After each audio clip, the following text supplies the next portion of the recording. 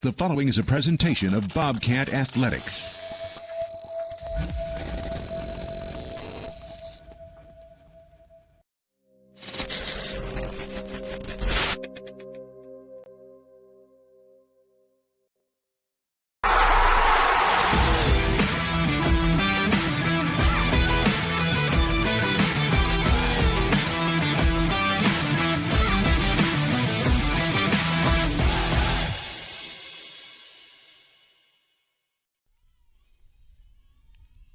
Beautiful sunny nights from Marshalltown High School. I'm Brandon Lewis, Dylan Dose alongside me. Great to have you tuned in to Bobcat Baseball here on KFJB-TV, and as well as streaming at 1230kfjb.com, FM 93.9, AM 1230. Well, the Bobcats down 9-4 in game number one against the Des Moines Hoover Huskies tonight.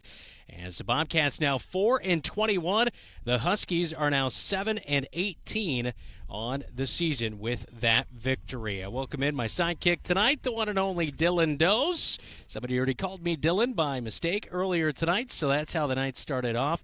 But I tell you what, a beautiful night to play baseball, and the Bobcats looking to bounce back. Not that it's a bad thing that they called me Dylan Dose, but it's just, you know, I prefer Brian if you're going to make a mistake. The flowing locks gave it away, I think. Bobcats had a tough game one. They were up 3-0, and then just Hoover was able to battle back with some key hits, and then Bobcat defensive miscues, having 4 errors in that first game. Yeah, that was the big thing. The errors, made those mistakes and really cost a 5-run inning. You know, you bring that back, it's essentially a tie ball game, right, and the Bobcats are right in it, possibly going to extras. So, anyway, interim head coach Allen, man, I tell you what, him and the staff that he has, you know, Steve Hansen, former coach for the Marshalltown Bobcats, they've really instilled some principles. I was watching in game number one, the way that they were getting on some guys, you know, and also not only just that, but encouraging guys and also making sure they're in the right position to be able to set themselves up and success in you know, making outs and making good plays out there. Yeah, it's always interesting when you're when you see the coach on the field. Definitely is Nick Rebick in center field. Nick's a pretty encouraging guy, but he's also that quarterback in the outfield. And on a misplay there late in the game, he had some stern words for the younger Bobcat players, and that's just that expectation level for the young players is increasing as the season goes along, and I think that just shows good leadership across the board. A lot of underclassmen on this Bobcat team, but I do think this year will be a really essential one as Allen Mann hands off the reins next year, that I think he'll leave it better than he found it. Bobcats and Huskies coming up in just a little bit. We'll take a look around the Iowa Alliance Conference next, right here, as we get you ready for Huskies Bobcats on KFJB-TV. In your home is power. Power to remodel your home. Take a memorable vacation. Add a deck or patio. Lennox Employees Credit Union can help you unleash the financial power you possess with a home equity loan. Consolidate debt, fund a student loan, or pay for a wedding. Home equity loans are as low as 5.74% for a 5-year fixed-rate loan. The loan process is easy. See Lennox Employees Credit Union, 1004 East Main Street in Marshalltown. Member NCUA, Equal Housing Lender. Online at lennoxecu.com. Small businesses are the backbone of our community. Marshalltown Area Chamber of Commerce reminds you that when you shop locally, you are benefiting members of our community and adding to our local community overall. You'll find local business owners are generally more knowledgeable, provide better service, and even know their customers by name. Marshalltown Area Chamber of Commerce exists to be an advocate for our business community. Membership in the Chamber benefits your business and adds to the strength of our advocacy efforts. For more information on shopping locally and Chamber membership, go to Marshalltown.org. The right insurance agent can make all the difference. Assured Partners agents represent multiple insurance companies. They can pick and choose from a larger variety of outstanding insurance options. Assured Partners also handles life and health insurance and Medicare supplement coverage. With access to local, regional, and national insurance companies, Assured Partners will create policies tailored to the coverage you need. For more information, go online to assuredpartners.com/Marshalltown. Power through partnership with Assured Partners in Marshalltown, Toledo, and West Des Moines. You should never have to wait after ordering new appliances. At Pence Appliance, you wouldn't. With an incredible selection in stock and ready to install today. Our friendly team is here to help you pick the perfect set to match your style. And let our professional technicians install and set up your new appliances, often delivering the very next day. Stop in today, see all the new features, and find your new look at Pence Appliance. For sales and service of everything appliance, go see the Pence team.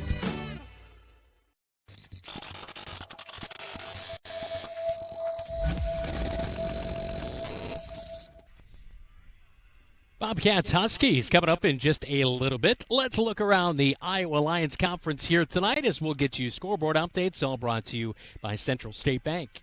Yeah, we've got a good one up in Mason City as Ottumwa takes that long bus drive up to Mason City. Both teams sit at 19-8, and they'll have a doubleheader here tonight. Fort Dodge is traveling down to Des Moines Roosevelt, where both teams over 500 as Fort Dodge travels to Roosevelt, sitting at 17-11. Battle of the East, Des Moines East goes up to Waterloo to play Waterloo East, and finally Des Moines Lincoln is across on Highway 30 at Ames High School. Bobcats have Ames tomorrow night, softball and baseball on the road. Unfortunately, we won't have that one for you. We were slated to, but we're going to take part in the Bobcat golf outing tomorrow. You know what? Tomorrow night, it's amazing. It's almost kismic. It is senior night over at Ames, and the fact we're not doing the game is remarkable. It is. See, it was originally on the schedule, though. I will tell you that. Scoreboard updates throughout the night, all brought to you by Central State Bank, all brought to you by the one and only Jeff Brooks back at our KFJB studios. Your Lily May starting lineups next right here on your home for the Cats. It's News Talk 1230 KFJB AM 93.9 FM and here on KFJB-TV. American Grill is Marshalltown Steakhouse. Ribeyes and sirloins, aged, hand-cut, and served with your choice of two of Legend's legendary sides and a dinner roll. If you are a prime rib fan, Legend has prime rib every Friday and Saturday starting at 4 p.m. With 3 sides to choose from, it's chef-seasoned and slow-cooked to tender, juicy perfection. Try Legend's prime rib, and you'll know why it's Marshalltown's favorite. Legend's American Grill is Marshalltown Steakhouse. Since 1967, Jensen Ford Lincoln has served generations of families around central Iowa. Quality vehicles, professional service, knowledge of our product, that's a part of Jensen. But what's more important to us is a trust that is passed down from every generation. Jensen Ford Lincoln wants to serve your family. We want to be there for your first car, we want to be there for your family SUV, and we want to see you drive away in the Mustang you always dreamed of. At Jensen, we want to be here for you now and every mile along the way. At Sports Plus Sports Medicine and Physical Therapy Center, we customize each patient's treatment plan to their individual needs. What does that mean? It means that not every back or knee problem is treated the same, and that your program will be unique and designed especially for your needs or problem. This improves how quickly you will return to work or sports. The Sports Plus staff is encouraging and takes pride in your successful recovery. This is just one more reason why champions choose Sports Plus Physical Therapy as their favorite place to rehabilitate and train. There's nothing like enjoying a bicycle ride on Lynn Creek Trail. The ride gets even better when you take a break at Wandering Creek Golf Club. No, not to golf, but to enjoy your favorite cold beverage. Wandering Creek Golf Club in Marshalltown is known for its premier golf course and its 2 full-swing simulators. But did you know it's right off the bike trail next to Grimes Farm? It's the perfect place to stop to relax under the pergola and enjoy a drink with friends. Travel the trails of Marshall County, but make Wandering Creek your destination.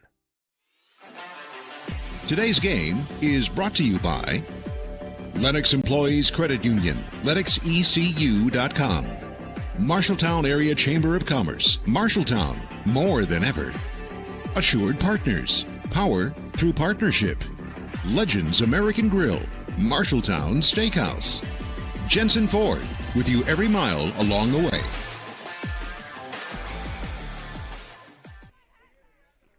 Beautiful night for baseball as the Bobcats take on the Hoover Huskies. Coming up in just a little bit. Earlier tonight, softball in their game 1 lost 13-1. A final score there as game 2 is in action. Today's starting lineups brought to you by Lily Mae Chocolates in Marshalltown, featuring 12 varieties of hand-scooped ice cream, including strawberry cheesecake, sea turtle, and peanut butter cup. Grab a scoop today at Lily Mae Chocolates in Marshalltown. Now here's a scoop on today's starting lineups. First off, for the Moines Hoover Huskies, leading things off, it'll be Ian King. He'll be in the leadoff spot, followed by Gabe Polich in left field. Isaiah Shackelford will be in center field, batting in the 3-hole. Anybody stick out in that lineup for you here tonight, Dylan? Well, when I think you look at it, you're always looking at the 3-hole and the 4-hole hitter, but Isaiah Shackelford is one in that 3-hole that I'm looking at, along with just getting it started with Ian King behind the dish. Yeah, King, and he'll work with his starting pitcher in Braden Dill here tonight, as Braden Dill will be the starting pitcher. So we will flip over to the Bobcat lineup now and get you the starting lineup behind head coach Alan Mann. Bobcats 4-21 on the season so far. Leading things off for the Bobcats, it'll be Nick Rebick. He'll be in center field. He's batting .379 on the season. Caleb Kuzero had a nice hit. He drove in got runners on second and third, and then eventually the Bobcats got a run in there, but that was in game number 1. Seth Smith in the 3-hole hitting .281, and his senior Sam Griesel will play here tonight, batting in the 4th hole. Kyler Blue, Taven Dutton, Jacob Hayes, Zane Moore, and Xander Stupp. That will be how the Bobcats will round out 1 through 9. Starting lineups are done as the national anthem is about ready to take place. First pitch is coming up right here on your home for the Cats, KFJB-TV. The difference of Lily Mae Chocolates, homemade, hand-dipped confections using only the highest quality chocolates and ingredients. It's the personal touch, made fresh in small batches daily. Enjoy creamy caramels that melt in your mouth. All a family tradition since 1939. Make gift-giving easy. Lily Mae Chocolates for the holidays or any day. A taste experience that won't be found anywhere else. It's just so good. Don't let concerns about current events derail your long-term financial strategy. Edward Jones financial advisor Zach Wall can help. He'll work with you to understand today's financial landscape and how to be positioned for the long term. Edward Jones can give you the tools for a reasoned, disciplined approach to investing. Call Zach Wall at 641-752-3017 in Marshalltown or online at edwardjones.com. Edward Jones, member SIPC. Your home is the one place where everything should be perfect, including your air. Capon & Brown helps you achieve the perfect air you deserve with reliable, groundbreaking, award-winning Lennox products. Call Capon & Brown to hear more about how they can help you feel healthier and happier in your home. It doesn't get any more perfect than that. Call them today at 641-753-3563 or visit them online at caponandbrowninc.com. Your local premier Lennox dealer, where quality has been a promise for 48 years. Like to work with your hands?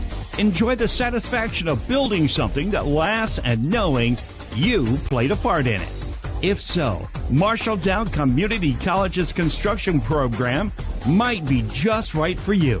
This hands-on program is great training for a real-world job. Call or stop in to Marshalltown Community College to learn more. Fall term classes start August 28th.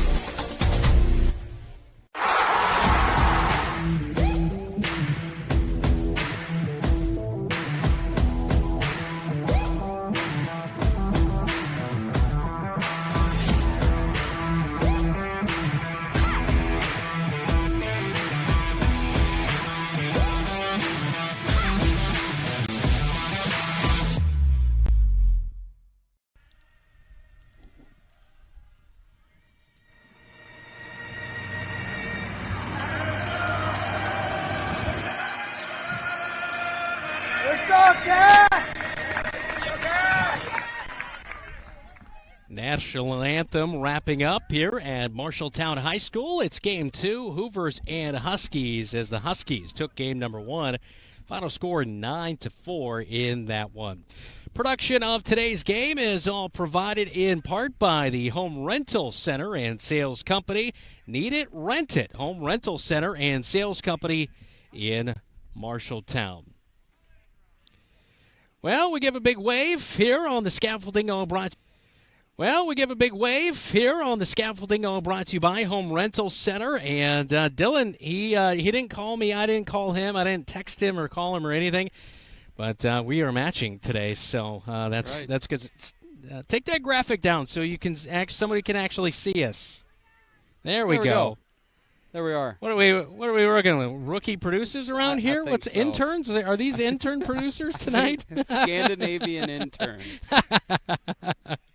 We are just about ready to get going here tonight as the Bobcats will send to the mound Xander Stupp. He's a guy, as he's progressed so far this season, who we really liked what he's done on the mound as a sophomore.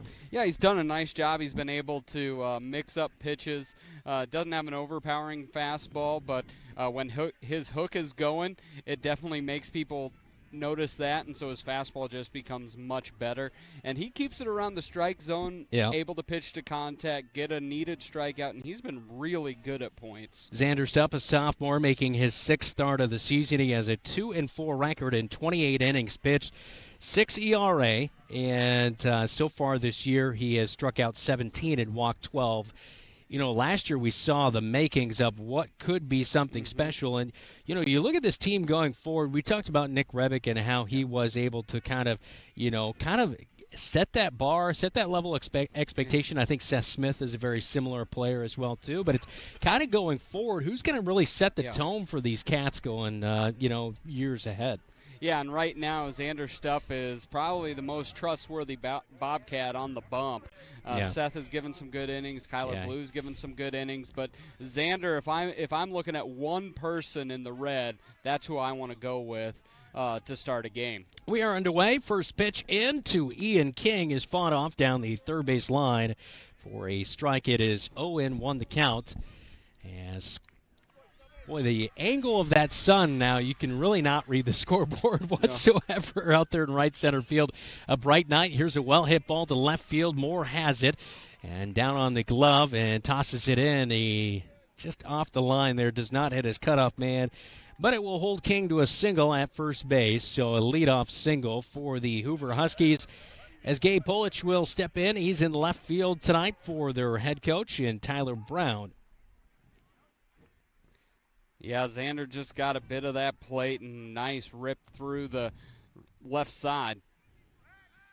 Check back to first, not in time, as a tag applied by Kyler Blue, who's getting the start at first base in game number 2, as Blue was at second base in game number 1. That's because Seth Smith was on the bump, and now he is manning second base. Stupp is on the mound as Kuzaro is pitching. Dutton is at third. Griesel, Smith, Blue around the rest of the infield. It is Moore, Rebick, Hayes left to right in the outfield. As the pitch is thrown in for a ball, it is going to be 1-0. Yeah, always fighting that sun right here in that I see you're using your phone. That's an interesting strategy. Pitch on the outer half, misses 2-0. Makes me look like I'm trying to take photography up here. That's right. Got a third camera working on KFJB-TV. Lights are on. Don't need it, though, quite yet. And here is a hot shot over the glove of Smith at second. That'll get down. 2 hits, and now runners at first and second. Ball does skip away. Cats will keep it in the infield. So back-to-back hits off Xander Stupp to get the first inning underway.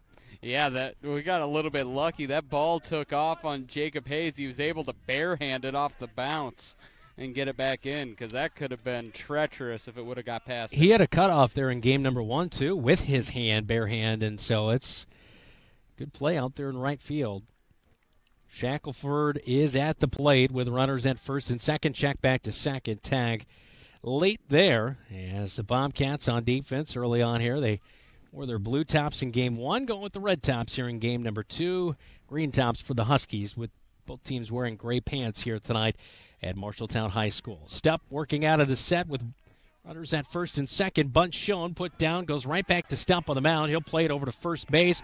It draws Blue off the bag, and we have the bases loaded for the Huskies. That'll be an infield base hit. That is a good bunt. Stump did a great job to get off the bump, though, and try to make the play.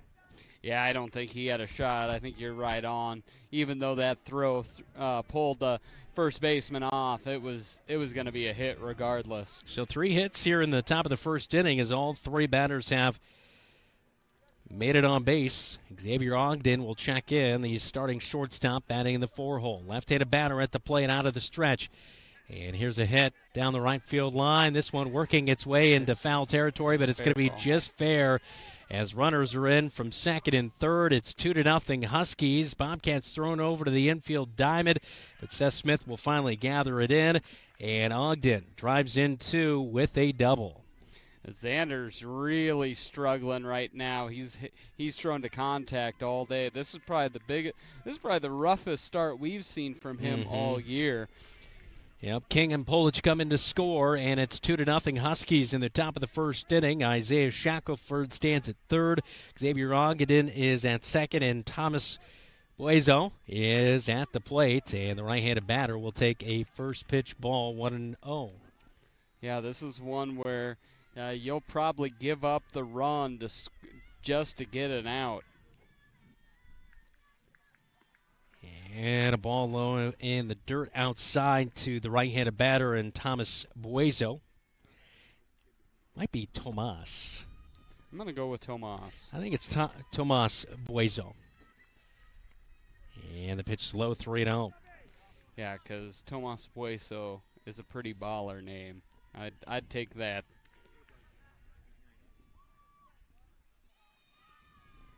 It's better than Dylan. Give him that. Tomas Buezo fouls one off, and it is a strike, 3-1. No offense. No. It's just you have an outdated name, much like mine. Brandon, no one gets named Brandon. Dylan's a very timely name. It's an 80s, 90s name. I don't know anybody younger who's named Dylan. Then you don't know. There's a lot of younger Dylans. Okay, let's start naming. How many do you know? I'm not out there looking at people's names. I'm not out there looking at younger people's names. I'm not doing that. Full count, 3-2, and actually, excuse me, that was 2-2. Yeah, 3-2 is the countdown. The first pitch was a strike, so you were mocking my name and not getting the count correct. 3-2, well struck to right field. And coming up, making the play is the right fielder for the Bobcats, Jacob Hayes. Run will score, and now the Bobcats throw the ball in, and it's over, and the runner will advance all the way to third base, and Xavier Ogden, as Isaiah Shackelford scores on the RBI sacrifice fly by Tomas Buezo. Yeah, this is where, Xander, you want to make sure this guy just ends up dying on the vine out on third base. You don't want to give up another run, as the Bobcats have really struggled here after losing 9-4 in the game one. Yeah. Now down 3-0. One away in the top of the first. Here's a chopper, slow roller to short. Griesel bobbles it over to first in time as Blue makes a clean catch. It's a 6-4 ground out by Derek Hall for out number 2. Runner from third comes in. It's Xavier Ogden making it a 4-0 Huskies advantage in the top of the first inning. Let's bring up Braden All, and he's the pitcher tonight. Braden Dill. Oh, excuse me. Dill, you're right. Chopper to short. Griesel has it again. 6-4 ground out for out number 3. Huskies strike for 4 in the top of the first inning. Bobcats come to bat next right here on your home for the Cats. It's KFJB-TV. Furniture and Mattress has your mattress. Every firmness, comfort, and support level, each at a great price. Make the investment today for a good night's sleep for years to come. McGregor's also has quality furniture for every room in your home. Beautiful, comfortable sofas, recliners, dinette sets, and office furniture to help you work and relax in comfort and style. McGregor's Furniture is proud to bring you quality furniture and great service, and they are proud to support Bobcat Athletics. McGregor's Furniture and Mattress, downtown Marshalltown, open 7 days a week.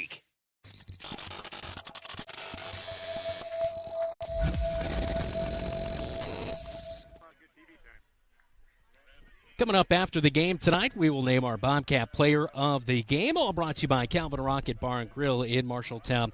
Let's look again at that Bobcat starting lineup for tonight. Nick Rebick will lead things off. He's in center, batting .379. Caleb Kuzaro is in the 2-hole.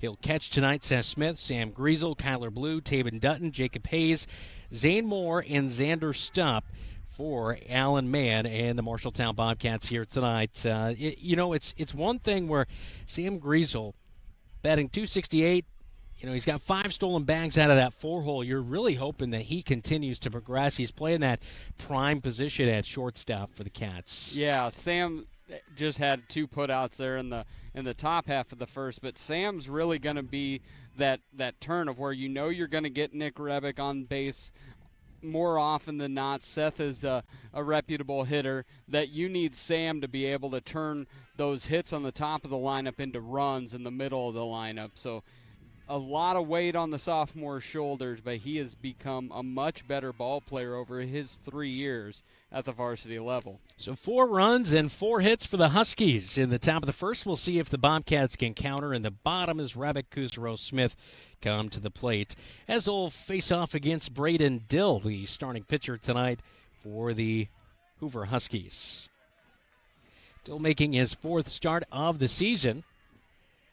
So far this year, a 1-3 record in 23 and a 3rd innings pitched with a 7.80 ERA, 19 strikeouts, 25 walks. Looks to be control basically the issue on how successful Dill is able to be. In steps Nick Rebick. He had a good game in game number 1 tonight. He had a hit there in the bottom of the 7th inning, was able to come in and score the 4th run of the night for the Bobcats, even though they fell 9-4. First pitch strike on the outer half from Dill. Swing and a foul tip. It's quickly 0-2. Yeah, putting up a 4-spot top of the inning. Bobcats need to get base runners. Dill off-speed action, swing and miss, and it's a strikeout for Rebick, 1 away. Hoover's pitching staff has really gone to the hook late in the count in that first game. They caught 3 or 4 Bobcats looking in the last couple innings of that. The curveball's really been looking good. So 1 away as the Bobcats see Caleb Kuzaro batting .169 come to the plate. He is catching tonight. And a first pitch strike, 0-1. Dill fires in again quickly, and it's hit to right field. Playable, as turning around was Coney, and he makes the catch for 2 outs. As you see Caleb Kuzaro heading back to the dugout there on KFJB-TV. He working hard behind the plate. Especially when you get in these 80, 90-degree days, it's a very thankless job to catch 2 games in a row. Yeah, it's definitely you're definitely losing a lot of sweat. Have to be drinking that Gatorade. That is for sure. The 1-0 is fouled back. 1-1 the count.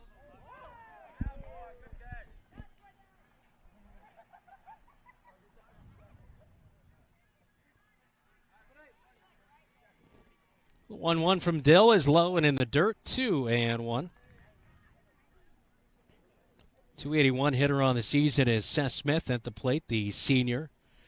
I know he's told me he's going to go to Iowa State. He'll drill one to left field. It's playable for the left fielder, and it's going to be caught by Polich, and that is out number 3. Bobcats go quiet in the bottom of the first inning. It is a 1-2-3 inning. We head to the second on KFJB-TV. You look forward to retirement as your time to relax. But now that it's here, turns out relaxation is overrated, and you'd rather get back to work with an idea of your own. Wells Fargo Advisors can help.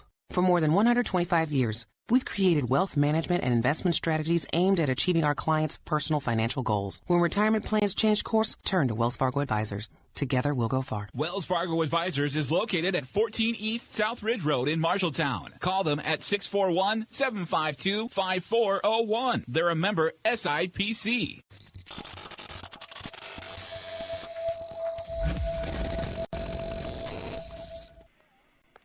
Well, the Bobcats go very quickly there in the bottom of the first inning. We head to the second as the Huskies lead it 4-0.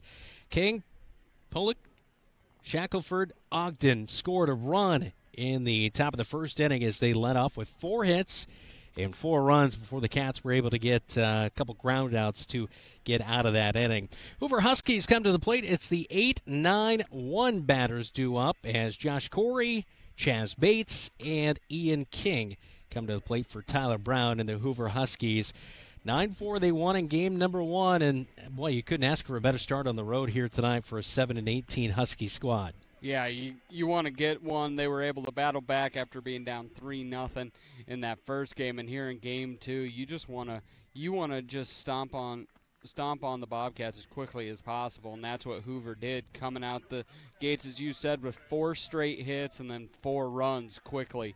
Bobcats are going to have to set down this bottom of the lineup quickly to stay in this ball game. All right, so Coney, the right-handed batter, will dig in, and he'll give a swing and a miss on the first pitch. He sees 0-1. One thing that I like, Stepp, over the last 3 batters, he's gone back to just challenging, allowing the ball to be hit and play, but just going after the hitters. Coney, a senior, batting 184. And quickly, Xander's up 0-2. And that's a big thing with Xander Stupp. We've seen if he does not get up in the count early on, here's a ball drilled to shortstop. 3 hops, and Griesel with a good throw. It's a 6-4 ground out. Griesel's now completed 3 outs in a row by himself there, getting the completion over to Blue over at first base and fielding nicely over there. But again, back to Stupp on the mound. Last year we saw it, and this year too. It's like if he gets a first pitch strike, he's feeling good about himself. But if it's a first pitch ball, it's almost like he's got a really uphill battle. And he'll get a strike in there. Here's a pop up down the right field side, and just stays in the infield dirt. It is caught there at second base by Seth Smith for out number 2 of the inning. As thought that one was going to sneak into the grass, but it just stayed in the infield. Yeah, Xander's put 5 up, 5 down here recently, and it's just pitching to contact, but he's definitely making his pitches, keeping it out of the center of the plate. Ian King back at the plate, 1 for 1 tonight with a run scored. He had a single in the top of the first inning. Look at a ball on the first pitch, 1-0. Yeah, Xander went first pitch breaking ball to his first breaking ball to start out a count here in the second. Reaching out, he's going to hit this one, and it could be out of play. Kuzero giving chase, and he'll make the catch for out number 3 of the inning. Great play by the catcher and Kuzero as the fans go, Kuz! It is 4-0 Huskies on top of your Bobcats on KFJB-TV. City within a city not far from here. The city includes a beautiful apartment building with indoor parking, a chapel, a movie theater, a swimming pool, exercise and recreational facilities, putting greens, and more. The city isn't really a city, but it is a wonderful place to live. Make friends and live your best life. It's the Embers Retirement Community in Marshalltown. The Embers provides security, independence, and companionship. Beautiful grounds outside and lovely studio, 1- and 2-bedroom apartments inside. See it for yourself. The Embers in Marshalltown.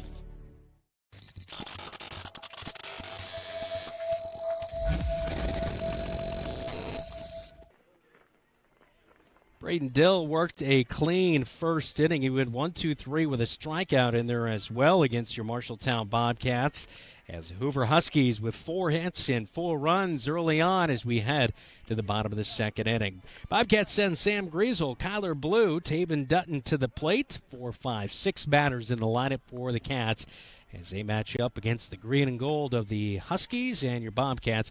As you take a look at the lineup there on KFJB-TV, one thing that we've seen this year, the bottom third of the lineup has not produced consistently. But when they have, Hayes, particularly when he's hit the ball well, they've been productive, and that'll be key to get back at this one down 4-0. Yeah, and the 4 wins the Bobcats have had, each one of them has had some run production out of that bottom third of the lineup, and each time Jacob Hayes has been the one to ring that bell. Still a first pitch strike on the other half, now swinging a bit, and a cut right there. I don't think Griesel got a piece of it. Quickly 0-2. Dill working very quickly. He'll come back inside a little bit low, 1-2. Boy, I tell you what, it is really moving along over here at the project at the football stadium. Chopper to third It is completed. It is a 5-3 ground out for Sam Griesel for out number 1 of the inning as Bueso delivers over to Bates at first base. But coming in, boy, I tell you what, just the amount of rock. They killed a quarry over Yes, here they just to did. put down the base Yes, level. they did. And now a pop-up is going to be over to shortstop. And a long run, almost past second base. Ogden makes the catch. I guess it's short. You have the right to do that, but you're basically coming over and playing second base. But Ogden makes the catch for out number 2. It was a post-pitch shift by the end. Marking an F6, but boy, that's a out of position F6 right there in your scorecard. First pitch ball is in to Taven Dutton, 1-0. Dutton hitting 150 in his sophomore season for the Bobcats. But just to see the footings all look like they're in for the stands and the gravel and everything, the base layer for the turf that eventually will go in. It looks like pretty much a lot of the track is ready to go. They're just going to have to pour that. And, in no time it'll be They've here. already poured that big concrete pad out on the For the high west jump side. and all that kind of stuff. They've already poured all that. Yeah. Moving along. Pretty soon there'll be that Musco lighting you love. Here's a well-hit ball into center field. This might get down, but no, it will not. In front of the center fielder, Shackelford, and Dill is off to a hot start. He's allowed no hits through 2 innings. It's 4-0. Huskies on top of the Cats on KFJB-TV. Marshalltown knows competition. We started forging trowels in 1890 and evolved into manufacturing tools for masonry, drywall, concrete, flooring, tile, paint, and more. Today, we're still going strong. Marshalltown strong. As a worldwide leader in manufacturing, we crush the competition. We believe in our community and are proud to support Bobcat Athletics.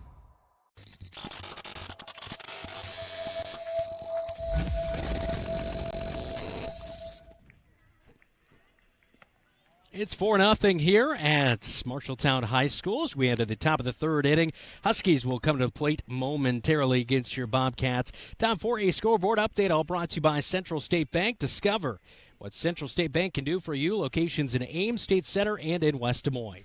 Same matchup behind us as Hoover is taking on your Bobcats on the softball diamond. Bobcats dropped the first one, but they find themselves up 8-3 in the twin bill. Emma Stupp with another huge home run, a monster over the left field wall. That is her 4th of the year, and they've all come in the last couple weeks. Bobcats here tonight lost 9-4 in game number 1. Here's a pop-up to right field. Well played by the right fielder for the Bobcats. Jacob Hayes, 1 away in the top of the 3rd inning.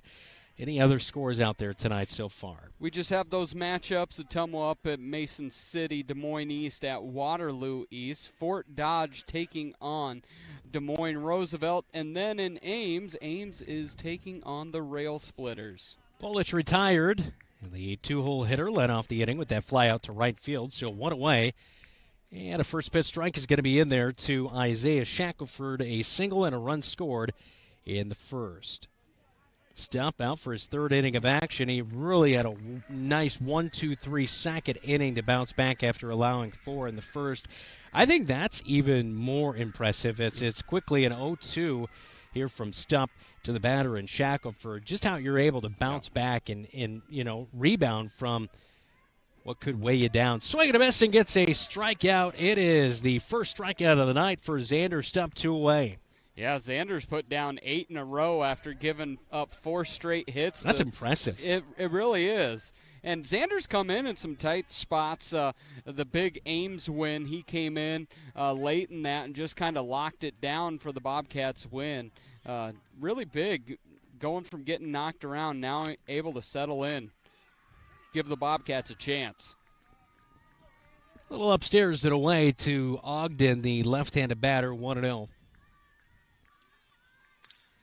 Ogden will send a chopper. Smith dives, misses. Rabick will throw back in.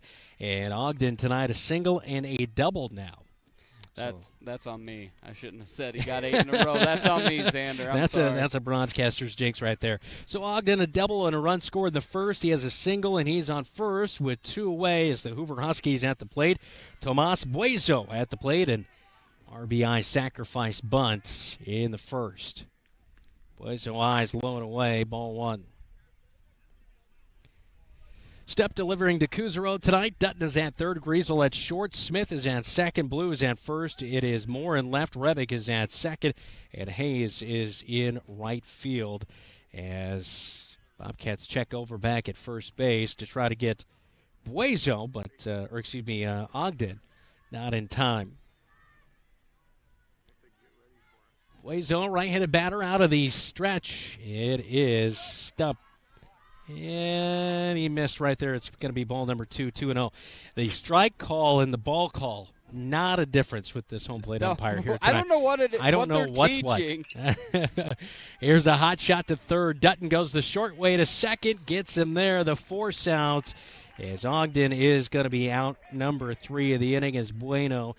No bueno for Buezo, as that is a fielder's choice. But that's where you save yourself in a call like that. That's a professional right there, ladies and gentlemen. Cats trail 4-0. Bottom of the third coming up next here on KFJB-TV. In your home is power. Power to remodel your home. Take a memorable vacation. Add a deck or patio. Lennox Employees Credit Union can help you unleash the financial power you possess with a home equity loan. Consolidate debt, fund a student loan, or pay for a wedding. Home equity loans are as low as 5.74% for a 5-year fixed-rate loan. The loan process is easy. See Lennox Employees Credit Union, 1004 East Main Street in Marshalltown. Member NCUA, Equal Housing Lender. Online at lennoxecu.com.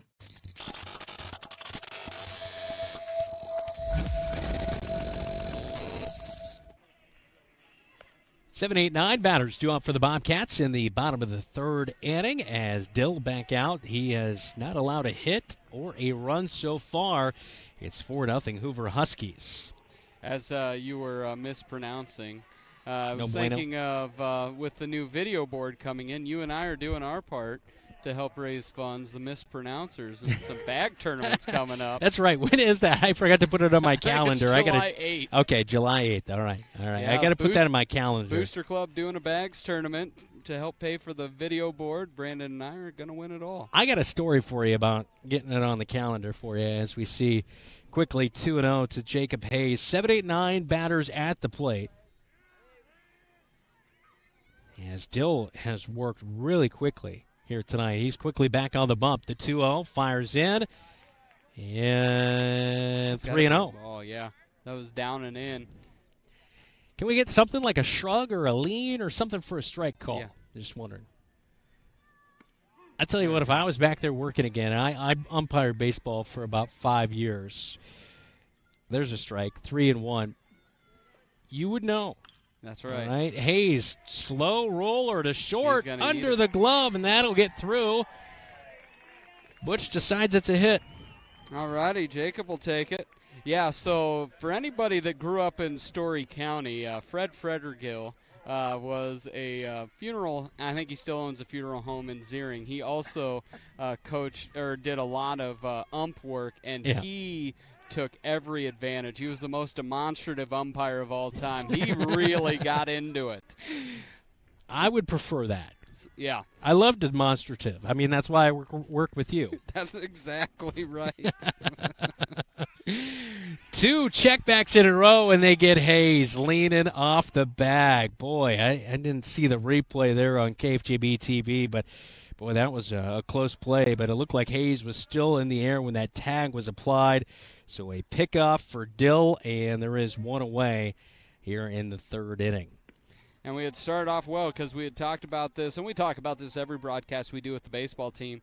That bottom third has to give something. It started off well, but quickly turns into an out as Jacob gets picked off. Yeah, Zane Moore bats. It's a 1-1 count here in the bottom of the third inning, one away. Reaching out is Moore, and a half-hearted swing for strike number 2.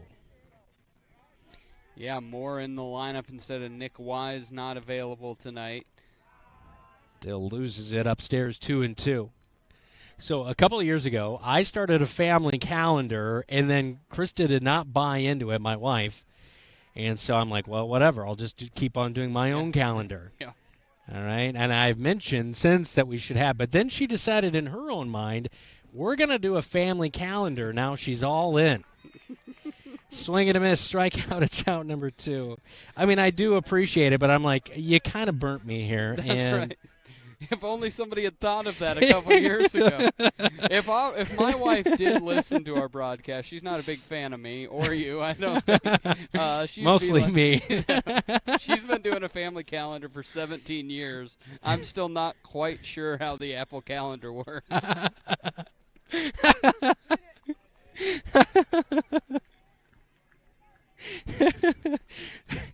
Xander Stupp at the plate, tonight's starting pitcher for the Bobcats. He'll take his. I think I saw just a slight little, like a little T-Rex arm move to the right side. There was a strike there.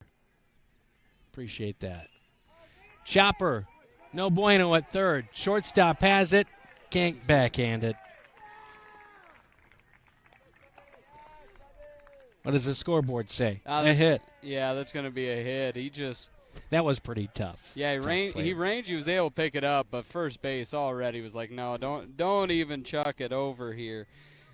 Yeah. I'm deferring to the scoreboard tonight because every time we work a game at home, it's always like, yep, that's an error, and then the scoreboard, oh, no, that's a hit. So I'm not fighting it tonight. I'm just going with it. Whatever.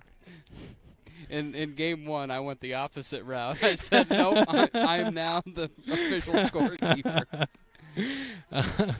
Upstairs on the pitch, it is 1-0 to Nick Rebick, the leadoff batter. Struck out in his first at-bat against Braden Dill. Stupp taking a lead. The throw is over. Stupp will get up. He's going to take off towards second base. And the E1 will get a runner in score position. That's a big deal right there. That's a big deal. It is a big deal. So one thing you brought up, and I hadn't even thought of it, is for those of you watching at home, for the left fielder and anybody on that left side of the lineup, you are staring right into the roundhouse. Including your broadcasters tonight. Yes, you're staring right into white. It's very difficult to pick up the ball. It really is. 2-0 the count as a pitch missing outside from Dill. Stupp at second. Dill checks out the runner. Out of the stretch, looking back, and fires home on the outer half, 2-1 to Nick Rebick. Nick being patient at the plate.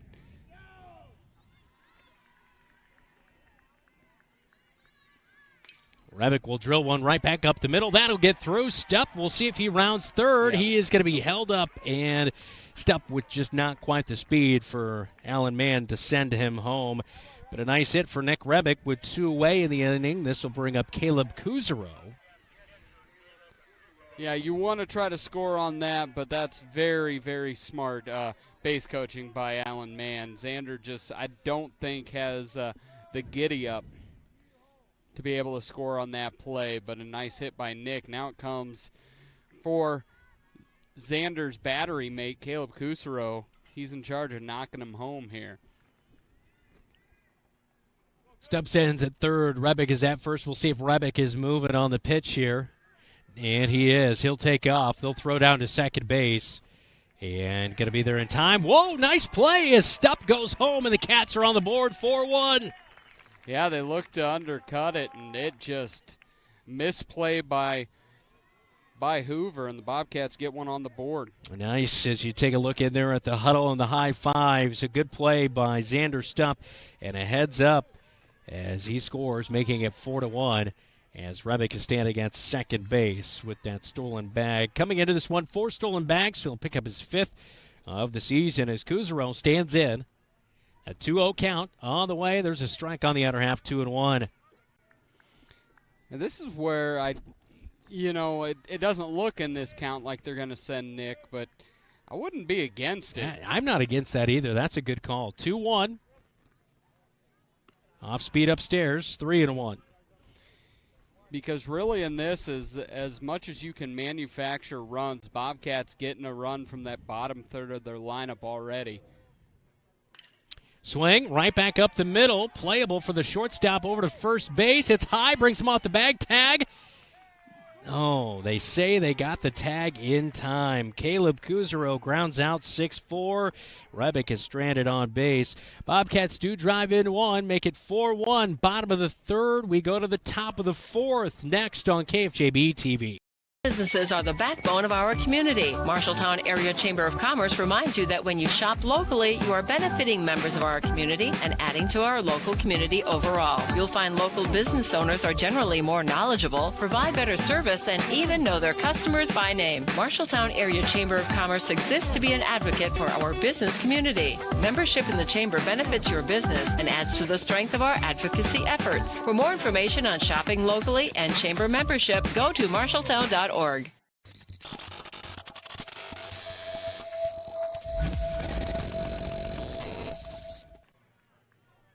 Bobcats able to pick up 3 hits, but just 1 run as you see Xander Stepp on KFJB-TV sliding into home plate safely.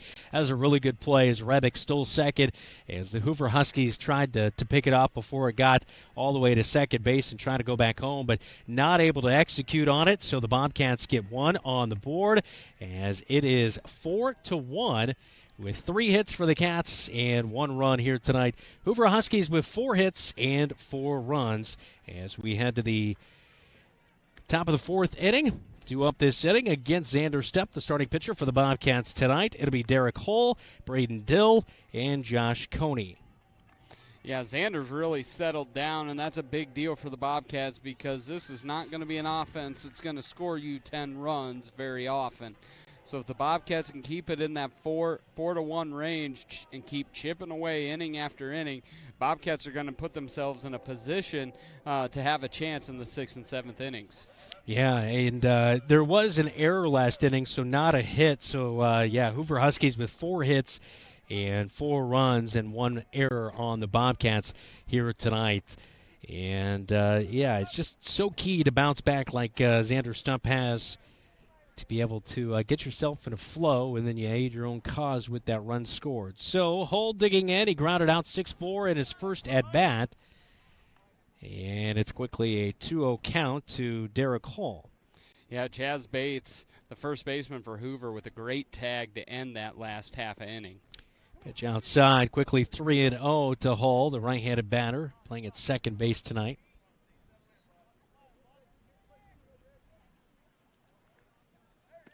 Off-speed pitch. Stepp fires it in for a strike. Had to get it right there. 3-1. Been watching the College World Series at all? Yeah, I picked it up. I had to take a little bit break after heartbreak of the Hawks losing, but foul ball just down the left field line as Moore will throw this one back in. I saw TCU was eliminated earlier today by Florida. And then it's you've got Wake Forest and LSU tonight. And that's Wake Forest has been incredible this year. They have been absolutely dominant. LSU preseason #1. A lot of really good teams left. 2 SECs and an ACC, and those are your 2 powerhouse baseball conferences for sure. Hull works a walk, and he'll be aboard at first base. On the 3-1, Stepp missed and not able to get that one in for a strike. So here in the top of the 4th inning, a runner aboard for the Hoover Huskies. We need to get those KFJB-TV press passes next year. Oh, yeah? And that'll get us what? College World Series tickets. Oh, okay. We're going for the big deal. Okay.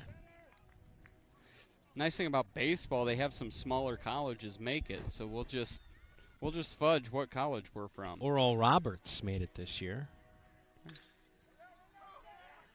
Chopper to short, trying to go for the double play. Bobcats will get it. What a great relay right there as Griesel underhanded to Smith. Smith fired to first, and Blue made the catch. That is a great 6-4-3 double play. 2 outs in the top of the 4th. That was textbook. That was a wonderful turn by Seth Smith. Really nice feed from Griesel. Wonderful turn, and then split Kyler Blue right between the B and the C. Put it right on his chest. Josh Coney will dig in as he's in right field tonight. Grounded out 6-4 in his first at-bat. He'll take a hack at that one, and it's a first pitch strike. And from Xander Stupp. Swing and a chopper in foul territory on the third base side of the bag. Quickly 0-2.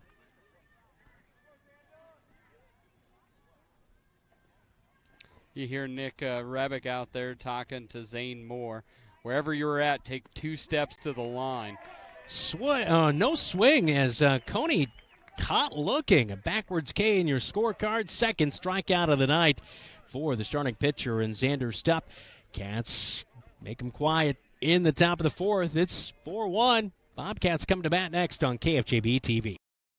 The right insurance agent can make all the difference. Assured Partners agents represent multiple insurance companies. They can pick and choose from a larger variety of outstanding insurance options. Assured Partners also handles life and health insurance and Medicare supplement coverage. With access to local, regional, and national insurance companies, Assured Partners will create policies tailored to the coverage you need. For more information, go online to assuredpartners.com/Marshalltown. Power through partnership with Assured Partners in Marshalltown, Toledo, and West Des Moines.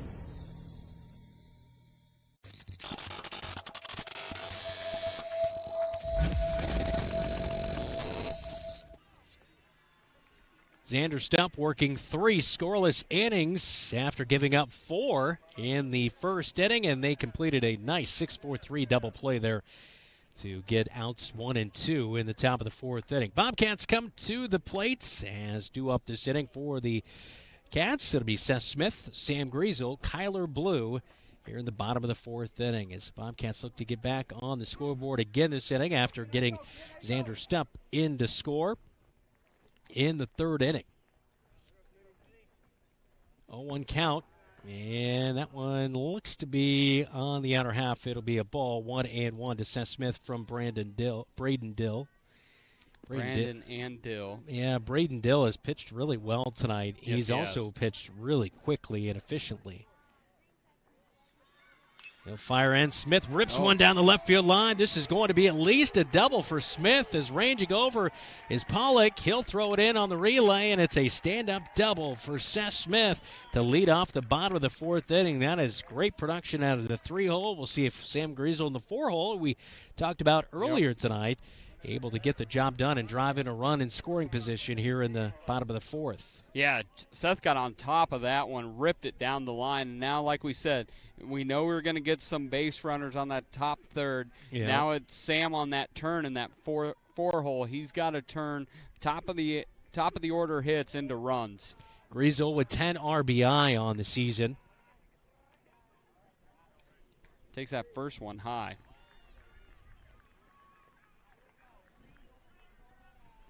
Dill out of the stretch. The 1-0 is low. It's 2-0. No outs right here. This is kind of a key situation for the Bobcats. And that one, I think, it did not catch the zone. It's 3-0. Yeah, Xander, you take out those first 4 batters. He has been great keeping the Bobcats in it. Now Bobcats bats are starting to wake up. Dill off-speed action, that one upstairs, and that will send Griesel down the base paths to first. A walk by Sam Griesel as runners at first and second for the Cats in the bottom of the fourth.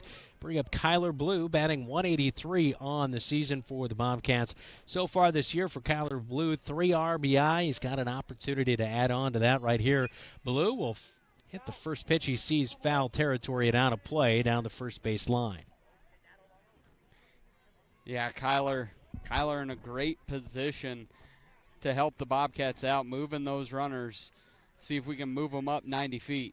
Senior at the plate for the Bobcats will take a pitch upstairs for a ball, 1-1. Yeah, I was wondering if they were going to look like Kyler was looking to bunt on that just to move both runners into scoring position. But, yes, the pitch way out of the zone. Here's a bunt put down. This is going to move runners up 90 feet. And no. Did they get him? No, they did not. So he did not able to complete it over there at first base. Bates dropped it, and it is a sacrifice bunt as Blue is aboard a base knock right there. As they do give him a hit. What's that?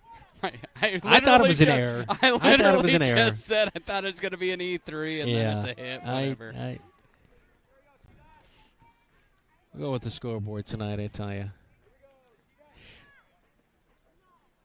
Here's a bunt down the first base line. This one's strong. It's played by Dill, and a run comes in to score, and the Bobcats back on the board 4-2. Bottom of the fourth inning. That'll be an RBI for Taven Dutton as he is out on a 1-3 ground out, but the sacrifice bunt gets a run in. That's really smart baseball by Coach Mann. Is you're looking in, Taven's struggled with his batting average this year, of course, hitting under 200, but still allow him to be successful and help get a run across. That is for sure. So Seth Smith comes in to score after leading off the inning with a double. Sam Griesel stands at third. Kyler Blue is at second as Dutton just picked up that RBI. Hayes at the plate. He shows bunt, brings it back, and it's going to be in for a strike. 1-1 the count. Looks like Mann maybe trying to go back into the small ball. Hayes shows bunt, offers at it. Pass. Is it? Okay. I think it is a foul tip ball to the backstop. Just got a piece of it, 1-2. I didn't hear the clink, so that's why I was hesitant to say something initially. Yeah, usually you can hear that faint ding at least. Hayes will swing away on the 1-2, and he strikes out, slams the bat a little bit on the turf as I know we probably wanted to try to execute on that bunt opportunity, but not able to do so. That is the third strikeout of the night for Dill. This will bring up Zane Moore as Bobcats have runners at second and third, trying not to leave those there as they could tie up the game with a base knock right here possibly. Kyler Blue, decent speed there at second base for that opportunity to try to score. Tomahawk swing upstairs by Zane Moore, and 1-1 the count.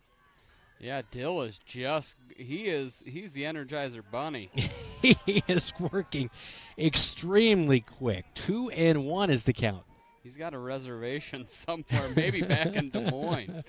Here's the 2-1 delivery upstairs, swing and a miss. It's 2-2 quickly to Zane Moore. If I'm Dill, I'm going right back up, right about chin level because he's going after it. And on the inner half freezes him. A backwards K in your scorecard. It's out, number 3. Bobcats strand 2 on board. They do add 1. Seth Smith comes in to score, cuts the lead in half. It's 4-2 as we head to the 5th.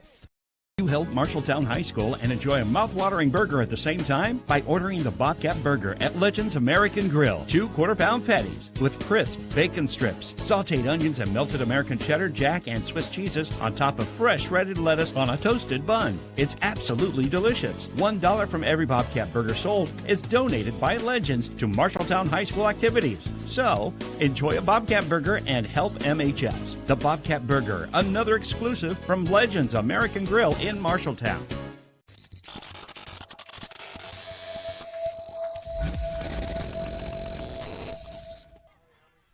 Time for a scoreboard update tonight, all brought to you by Central State Bank. Dylan?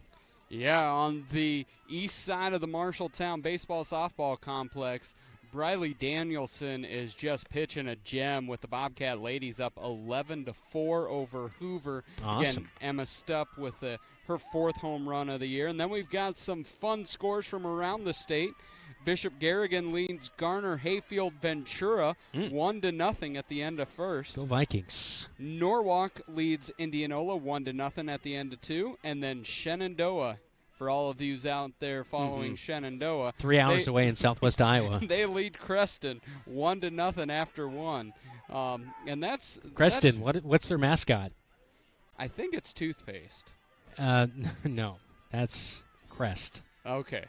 Creston, Iowa, in southwest Iowa, where I used to be news director at KSIB.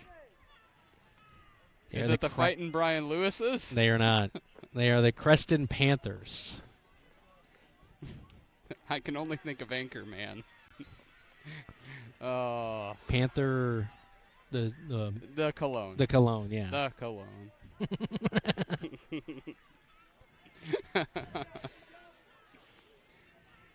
Paul Rudd has a beautiful mustache in that movie.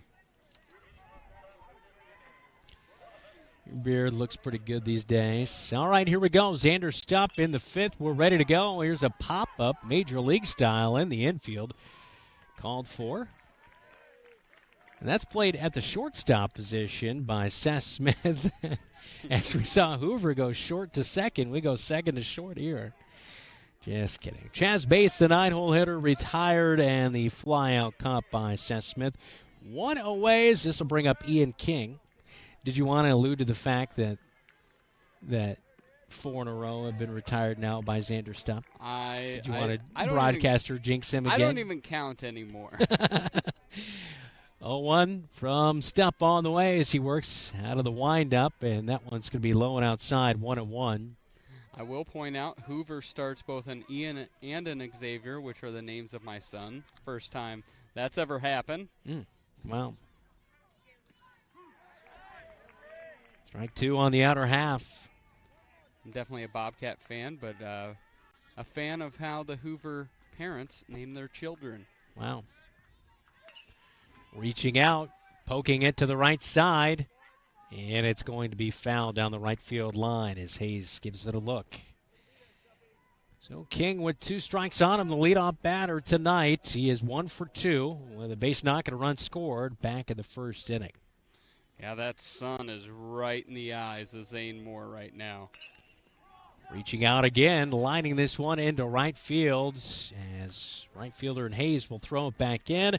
King will pick up his second hit of the night. You know, they always say like Max Scherzer and Clayton Kershaw and, you know, some of the big-time pitchers, you want to get on them early, and that's kind of how I feel about Xander Stupp and his performance here tonight. Hoover got on him early, but he's got really locked in here. One away and a runner aboard at first base for the Hoover Huskies is Gabe Pollock at the plate. A check back to first base, not in time to get Ian King. As Pollock tonight, he is 1 for 2 with a base hit in the first, and he scored a run. Stupp goes home with it. Chopper to the left side of the infield. Griesel has it over to first. His only play, and not in time. He was flying down the line there. Pollock has got some wheels because that was definitely not hit very hard, and Sam's got a pretty good arm over there at shortstop and just couldn't get it there in time. So runners at first and second after back-to-back base hits. One away here in the top of the fifth inning. Huskies on top of your Marshalltown Bobcats, 4-2. We're going to go over to second base and do a little repair as the slide in there at second base by Ian King kind of tore things up. Get the little... Oh, yeah, his foot got underneath of it and brought it up, and then the sand and dirt will get in there, and you got to clean that hole out there. And if you ever gotten great sand in camera your work. shoes, it's just so hard to get out. Well, there's a sand in my boot. Of Toy Story fame. Longest day of the year, and it feels like it's first day of summer. Every day next to you feels like the longest day. Yeah. There's still 24 hours, but there's just more sunlight today. Enjoy it because we lose sunlight here until December. That's right. For more uplifting messages, tune in to KFJB-TV with Brandon Lewis, or you can be on Kicks in the morning. It's sunshine all day long with Brandon Lewis. Stupp out of the stretch, fires home. Chopper to the third. Dutton has it. He'll go tag the bag over to first. Not able to get it there. It's a one-hopper. Blue keeps it in front. Nice job right there as they're able to force out Ian King, the lead runner at third base, on the unassisted play by Dutton over there. So 2 away in the inning as Pollock is over to second base, and Isaiah Shackelford is aboard on the fielder's choice. And this will bring up the left-handed batter, Xavier Ogden. No relation to Xavier Does. A double in the first inning and reached on an error in the third. Yeah, if I'm Xander, I'm keeping it on the outside, not allowing him to be able to turn on it as he did with that double to score 2 early in the game. Come inside on the first pitch, it's 1-0.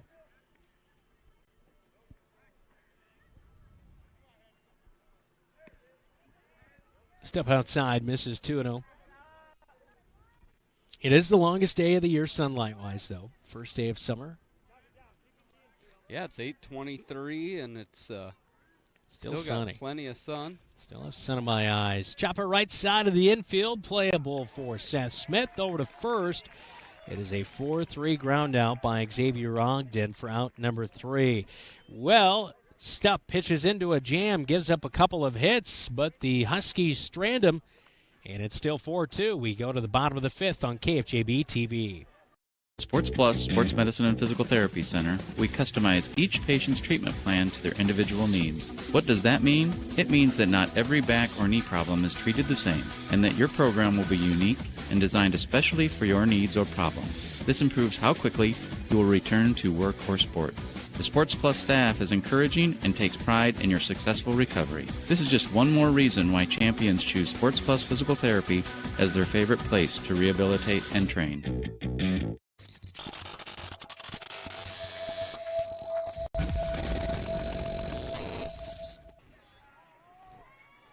4 runs for the Huskies on 6 hits and 1 error so far early on tonight, as we are about, not early on, I guess we're midway through game number 2. 2 runs, 5 hits for the Bobcats, and 1 error.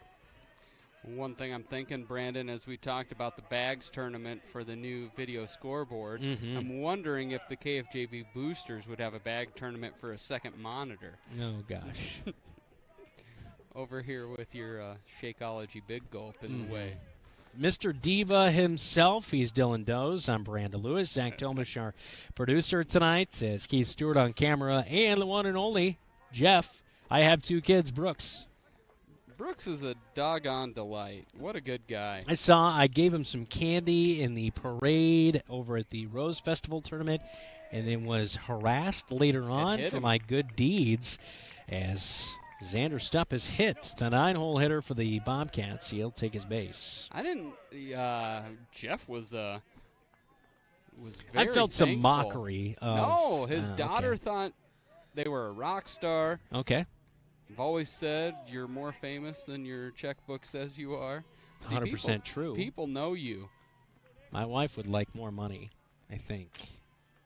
She's making that fairway money.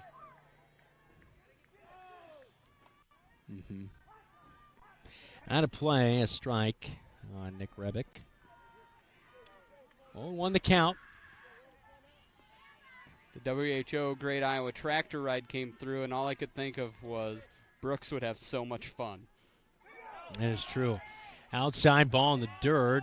Bobcats are going to go over to second base as Xander Stupp moves up on the wild pitch. Yeah, that was cool. A bunch of tractors in town for 3 days. I know there was a car show and different stuff going on in Marshalltown. In my other gig, I was able to go welcome everyone Sunday. Welcome. And there was almost 400 people saw from Riverside, California, south of Dallas, people from all over. UC Riverside, they're the anteaters. They are. You're welcome. Rebick drills one to left. It's caught. Check back to second. Can't double him off. Sorry. I know that area because my dad grew up down there, so I knew they were the anteaters. Sorry to detract from your story. No, able to see people from just all over. It was like farmers at summer camp. And then Monday afternoon, they went, at the end of their ride, went out to the Iowa Vets home, which was a really cool moment for both residents and riders alike. Rebick retired on that fly out to left field. Caleb Kuzero will take a first pitch strike. He kind of leaned back on the off speed from Braden Dill. Sun setting off to our west. Here's a chopper. Just got a piece of it to Kuzero, fouling it off 0-2. Nice, though. The eyes are a little less stressed. And it's gotten past the roundhouse a little bit so that we can actually read the scoreboard for the first time tonight. I'm just happy we knew the exact score. We played 12 innings and can finally see the scoreboard for the first time. Kuzero staying alive on an 0-2 count, batting under 200 coming into the night, but he's 0 for 2 here in game number 2, but we had a hit in game number 1. We'll see if he can pick up a critical one with A runner in step, standing at second. Step's already scored a run here tonight. Kuzero on the outer half, a backwards K in your scorecard. Gotta fend those off if they're getting close. 2 away, and that's strikeout number 5 on the night for the starting pitcher in Braden Dill for the Hoover Huskies. Yeah, those backwards Ks, especially now that Stepp has been out at second base with nobody out. Yeah. Dill's been able to get 2 outs. Seth Smith back at the plate. He'll take a first pitch ball, 1-0. Yeah, Seth, you'd love to see him be able to take another liner down the line there. That would easily score Stepp. 281 hitter at the plate. Takes for a ball, 2-0 on the outer half and away. If I'm Dylan Hoover, I am not giving Seth Smith anything that he can drive. I think it's okay to walk him if you're Hoover, as Seth is one of the prolific bats that the Bobcats have, but they've struggled to score runs. I'd pitch around him. 2-1. Dill out of the stretch, working quickly. Swing, and this one lined into center field, and it's caught. So the Bobcats get the lead, runner aboard, hit by a pitch is Xander Stepp, but they strand him at second base, and the Cats go quiet in the 5th. We head to the 6th. Bobcats trailing by 2 to the Huskies on KFJB-TV. In times of financial uncertainty, how can you stay on track? Call on someone who's invested in your success. Zach Wall, your Marshalltown Edward Jones financial advisor, is here to help you. He will work to build a complete picture of your financial life, including your unique goals and passions, so he can help you achieve what's most important to you. Call Zach Wall at 641-752-3017 to schedule an appointment today. Edward Jones, member SIPC.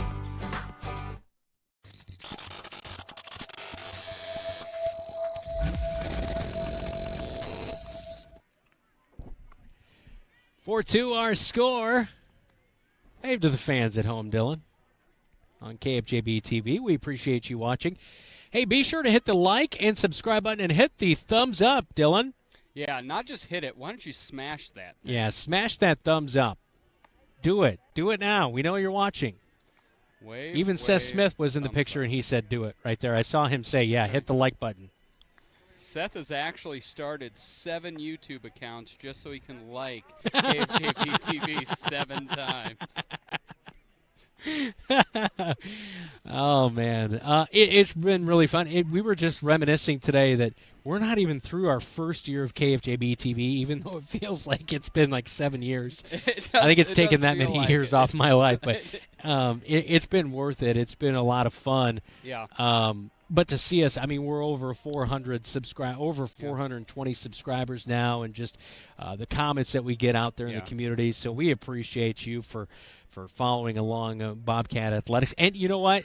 It's been really cool to go to other communities. I think I told you about Kyrell Moore there at Lincoln and just stuff like that is really cool, that we know it's making a difference. And, you know, we're not like some others where we're just out for a money grab. This is really it's something we do for a passion, and we love to do it. And most importantly, we love to bring it to you free of charge. Yeah, that's right. You can subscribe, and it's all free to KFJB-TV. But we could do a Patreon where you and I just have like a podcast for insiders. I think that, and this one ripped down the left field line. That's going to be fair. Yeah, round in Zane first. doesn't know it's fair. Okay, delay. So I saw Zane Moore go over out of the corner of my eye, and it's going to be a triple as a throw comes in as Tomas Buezo.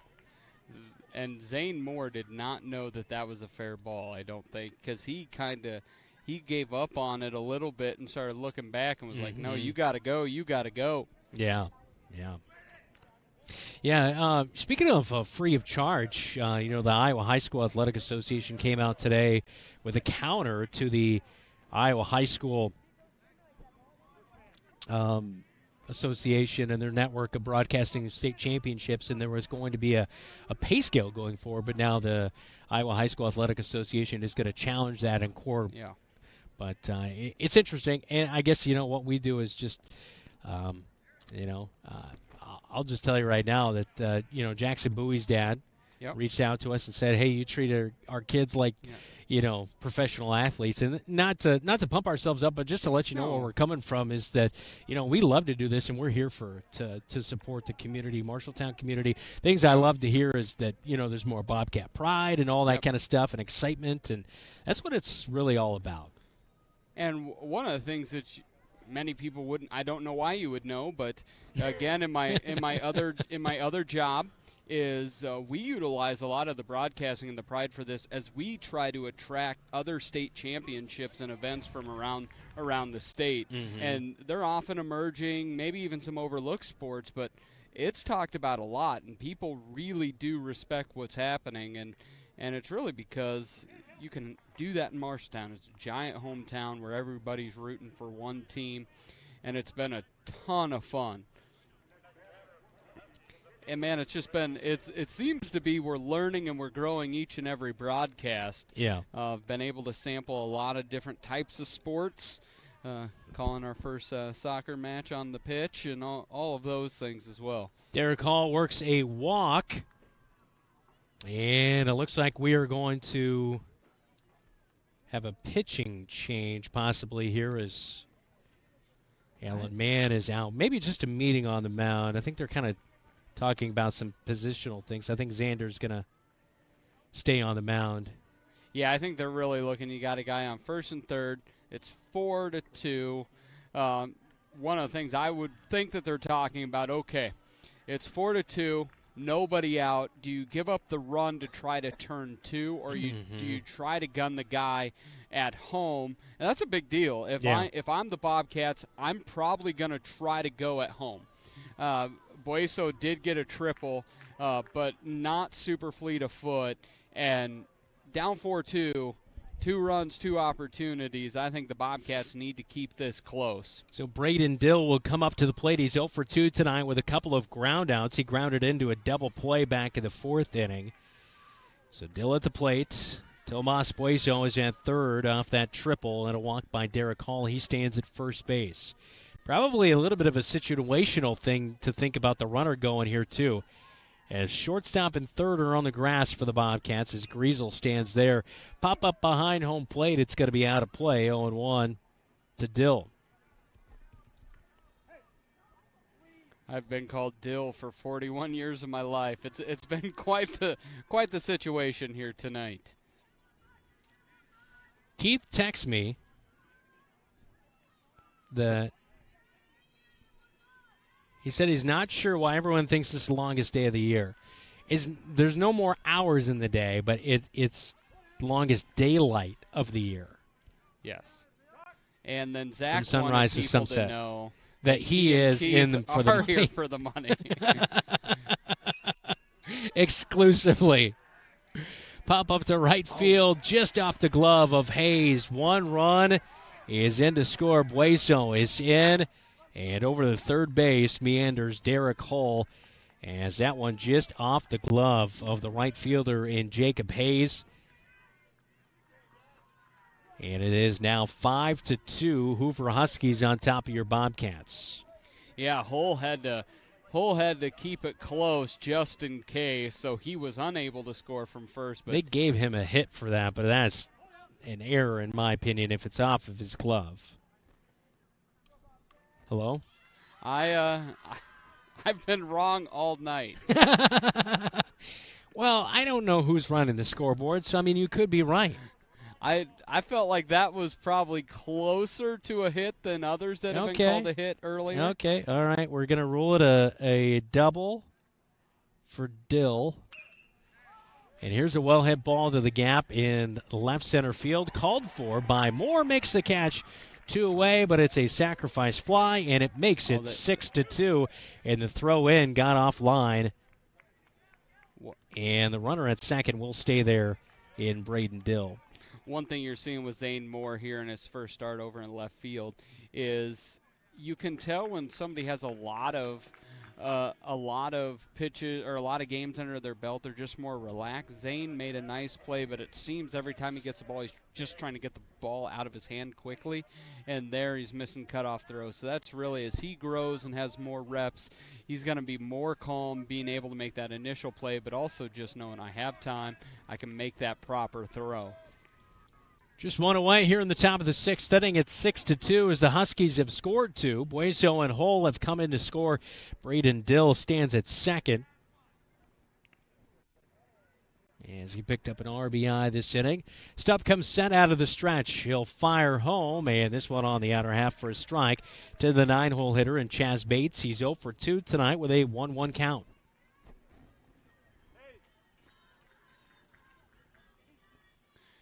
Yeah, this is one of those must-outs for Xander Stubb. Get the 9-hole hitter out. Chopper. Dutton has it at third off of a clean hop and over to first in time for 2 outs. Good play by Dutton. It is a 5-3 ground out by Chaz Bates. He's 0 for 3 tonight. That'll roll over to the top of the lineup as this will bring up Ian King. So far tonight he is 2 for 3 with 2 singles and a run scored. Yeah, this is that big deal why turning that lineup with that second out is so drastically important, because this top of the lineup has been where the Bobcats have been hurt.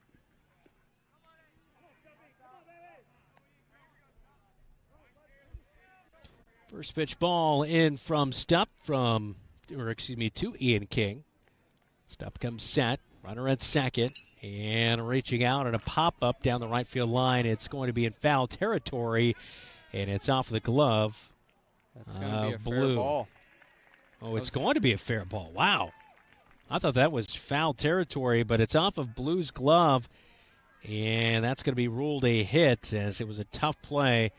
And Ian King will pick up an RBI, scoring the third run of the inning as Braden Dill aiding his own cause.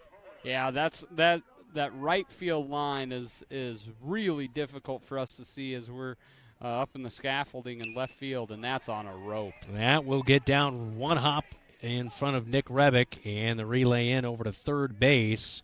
Ian King moves up to second base as it's a single by Pollock, and makes it it is 7-2. Yes, King stands at second, and Pollock is at first base. But Bueso, Hall, and Dill have scored 3 this inning as Stupp will stay on the mound. He'll fire home, and here is a pop-up to right center field. Goes back as Jacob Hayes for the third out of the inning, and that will end the inning. But 3 more score for the Huskies as we go to the bottom of the sixth inning. Huskies now lead at 7-2 on KFJB-TV. Home is the one place where everything should be perfect, including your air. Capon & Brown helps you achieve the perfect air you deserve with reliable, groundbreaking, award-winning Lennox products. Call Capon & Brown to hear more about how they can help you feel healthier and happier in your home. It doesn't get any more perfect than that. Call them today at 641-753-3563 or visit them online at caponandbrowninc.com. Your local premier Lennox dealer, where quality has been a promise for 48 years. Oh,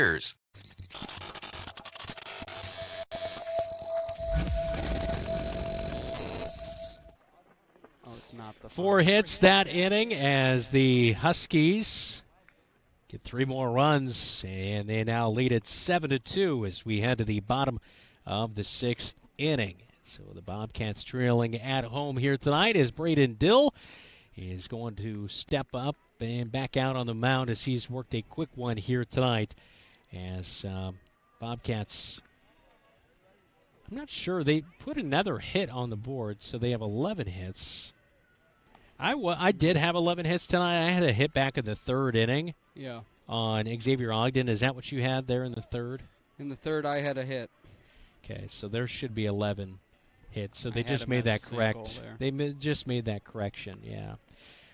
So they'll throw down to second base as the Huskies will head back out there defensively.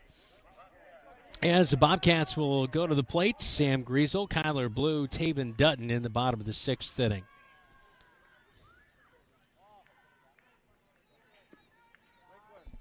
Dill with 5 strikeouts against the Cats tonight. Mix it up a little with that first pitch hook.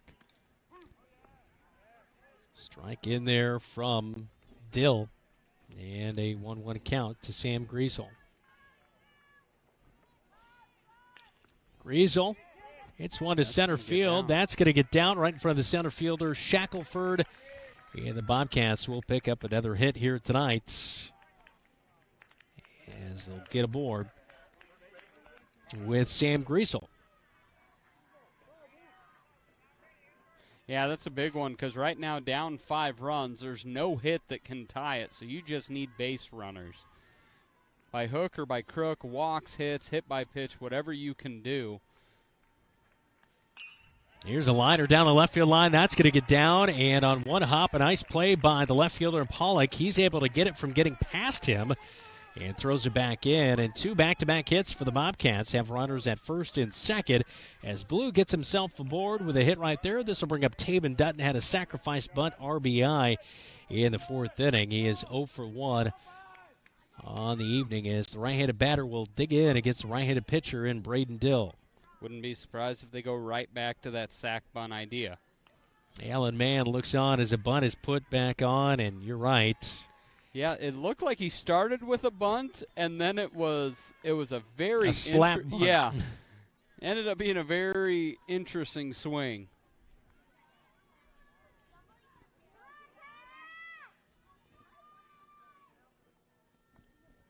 Dill checks out the runner. Out of the stretch, he'll go home. Chopper to short. 3 hops, misplayed. He swipes on it. A run is going to come in to score. It's 7-3. Bobcats put a run across the plate with Sam Griesel as Taven Dutton knocks one over there to shortstop. It was misplayed. Kind of sweeping at that one, but able to get himself aboard is Taven Dutton. Ogden has played a pretty good game at short, and that was a bad like read an Olay and a over bad there. position. Yeah, he just tried like he was swatting out a fly trying to get it, and it just put himself in some terrible position. Second error of the night for the Huskies. And E6 on Ogden. Runners at the corners. Bunt showed by Jacob Hayes. Pretty good one. That'll get down. It's going to be a tough play for Dill over to first in time, though. Gets the out, and a run will come in to score, making it 7-4 here in the bottom of the 6th inning.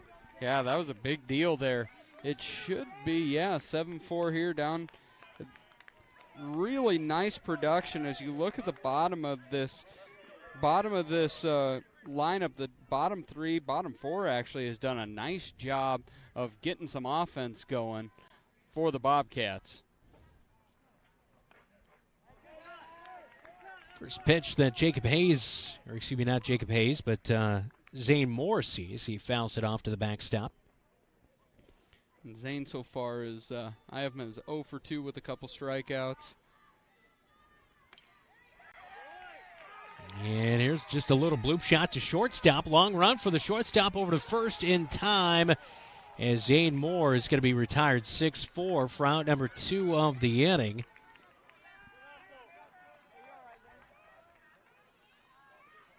That was a close one, but with the ball being in front to Taven, he wasn't able to advance on that. Yep, tough draw right there for Taven Dutton, who stands at second base.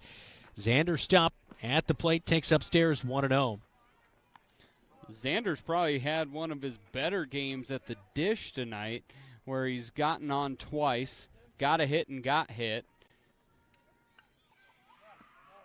Downstairs on the next pitch, it's quickly 2-0 to Xander Stupp.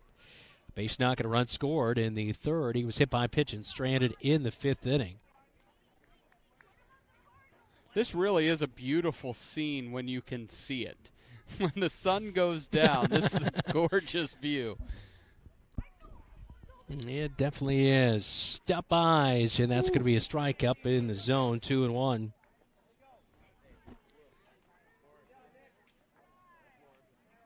I also noticed all the people huddling behind home plate have scattered into the seats a little bit more now that the sun has moved its way down. 2-2 the count to Stupp from Braden Dill. Wouldn't be surprised if Dill goes with the breaking pitch here. Dill gives a courtesy look to the runner, swing by Stupp, and he is down on strikes. That'll be another strikeout. That's the 6th strikeout of the night for Dill. Bobcats get 2 back, though, as Griesel and Blue score. It's 7-4. Huskies on top of the Bobcats on KFJB-TV. Since 1967, Jensen Ford Lincoln has served generations of families around central Iowa. Quality vehicles, professional service, knowledge of our product, that's a part of Jensen. But what's more important to us is a trust that is passed down from every generation. Jensen Ford Lincoln wants to serve your family. We want to be there for your first car, we want to be there for your family SUV, and we want to see you drive away in the Mustang you always dreamed of. At Jensen, we want to be here for you now and every mile along the way.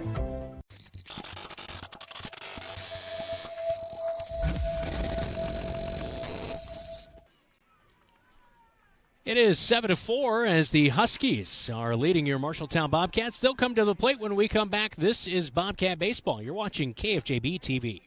Never have to wait after ordering new appliances. At Penn's Appliance, you wouldn't. With an incredible selection in stock and ready to install today. Our friendly team is here to help you pick the perfect set to match your style. And let our professional technicians install and set up your new appliances, often delivering the very next day. Stop in today, see all the new features, and find your new look at Penn's Appliance. For sales and service of everything appliance, go see the Pence team.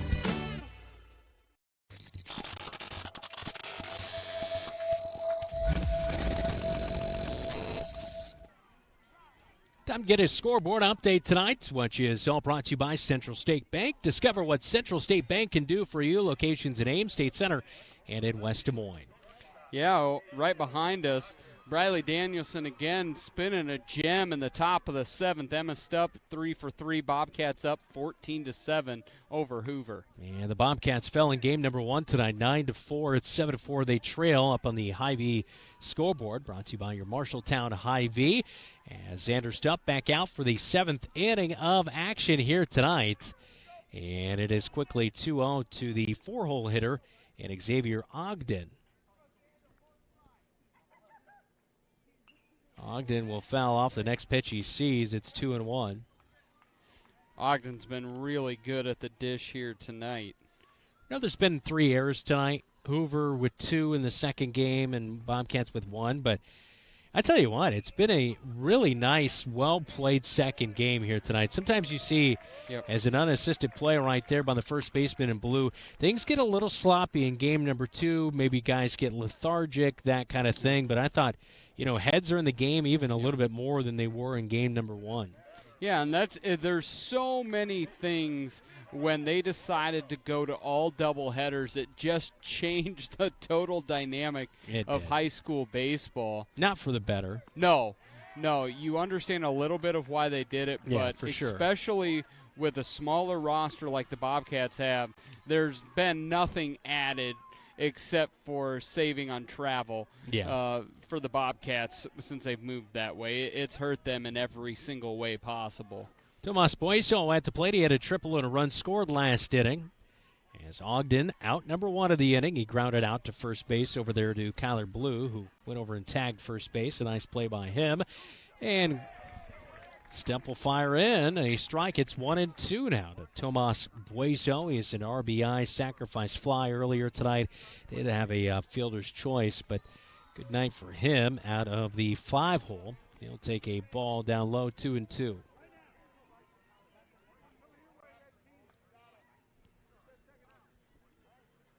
Stemp loads up and comes up short. It's going to be a full count, 3-2.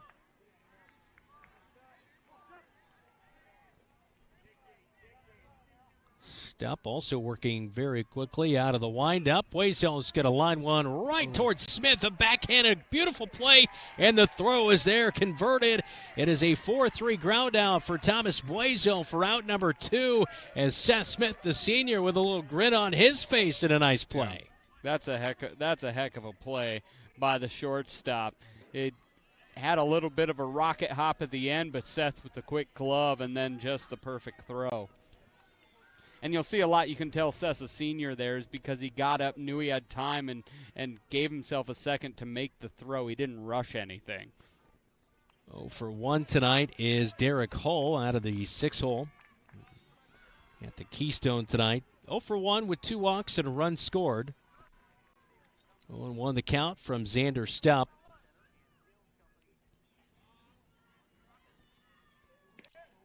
And he'll paint the outer half for a strike quickly. 0-2 for Xander Stupp.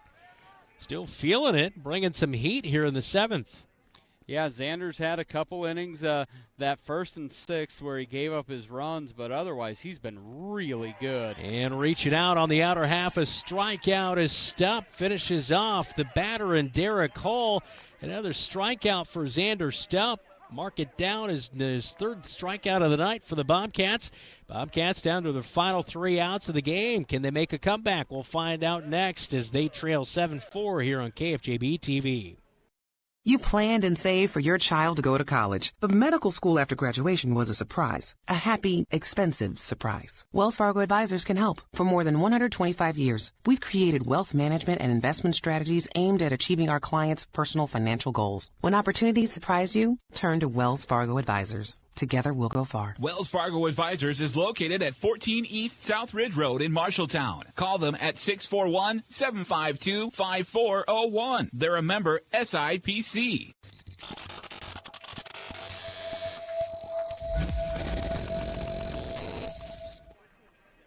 Going to the bottom of the 7th inning, Bobcats are trailing 7-4 as Seth Smith will bat this inning. Made a nice play right there for the 2nd out.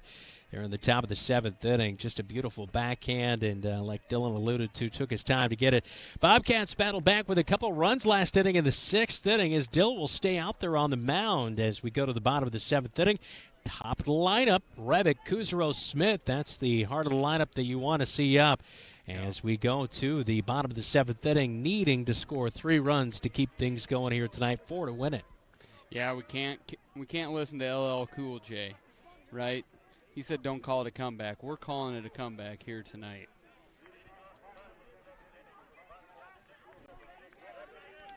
Good job, brah. What do you want from me? I don't know what you want. Rebick, I want my late 80s rap references to hit with you. I liked it. Rebick 1 for 3 tonight as he'll kind of lean away as that pitch inside 1-1. Yes. Our last baseball game, Rebick was our player of the game. Just a great senior leader for the Bobcats. And they turn to him to get things going here in the 7th inning. I think if Dill gives up a hit or two, he might be done. We saw a little bit of action in that bullpen in the top of the 7th inning. Yeah, and here in Marshalltown High School, you don't have to guess when they're warming up in the bullpen. They're just on the other side of the left field foul line. The 2-2 from Dill. Reaching out, Rebick sends a chopper to shortstop, over to first base. Safe! Rebick beats it out, an infield base hit. Boy, that was not misplayed by Ogden at all. He did let it come to him. If he would have charged it, might have had a different outcome, but boy, what a great job to hustle out of the box there for Nick Rebick, not taking an out for granted, and gets himself aboard to lead off the inning. You're exactly right. He let it come to him, and with Nick's speed, you can't do that from the shortstop position. Check back to first, not going to be in time as Kuzaro stands in. He's 0 for 3 tonight. Big situation for him to get things going and keep the line moving. Eli down in the dirt, 1-0 on the first pitch. And this is where Alan Mann, does he want Nick to run or not? You can run and get out of the double play possibility, but also you put yourself at a chance to take a runner off the base paths. Dill strikes back with a strike. It's 1-1. Softball game is over. They split it earlier today as they lost game 1 and just won game number 2 against the Hoover Huskies. 1-1 on the outer half. It looks like a breaking pitch from Dill in their first strike, 1-2. Yeah, bolstered by a couple 8th graders. Briley Danielson with the win from the circle, and then Emma Stupp going 3 for 3. Kuzaro stays alive, fouling one out of play behind home plate. Rebick, we have not really seen him get going on the base paths so far. He has been checked back over there once. Kuzero takes inside tights, 2-2. Yeah, that's tough because for the most part of the night that dropped in, it was definitely high, but that letter high, top of the letter, has been called strike quite a bit tonight.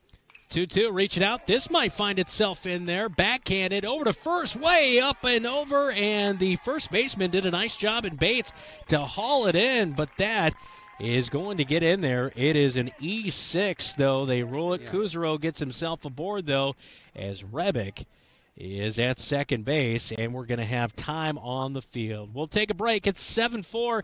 Huskies lead your Bobcats. Bobcats have 2 runners aboard near the bottom of the 7th on KFJB-TV.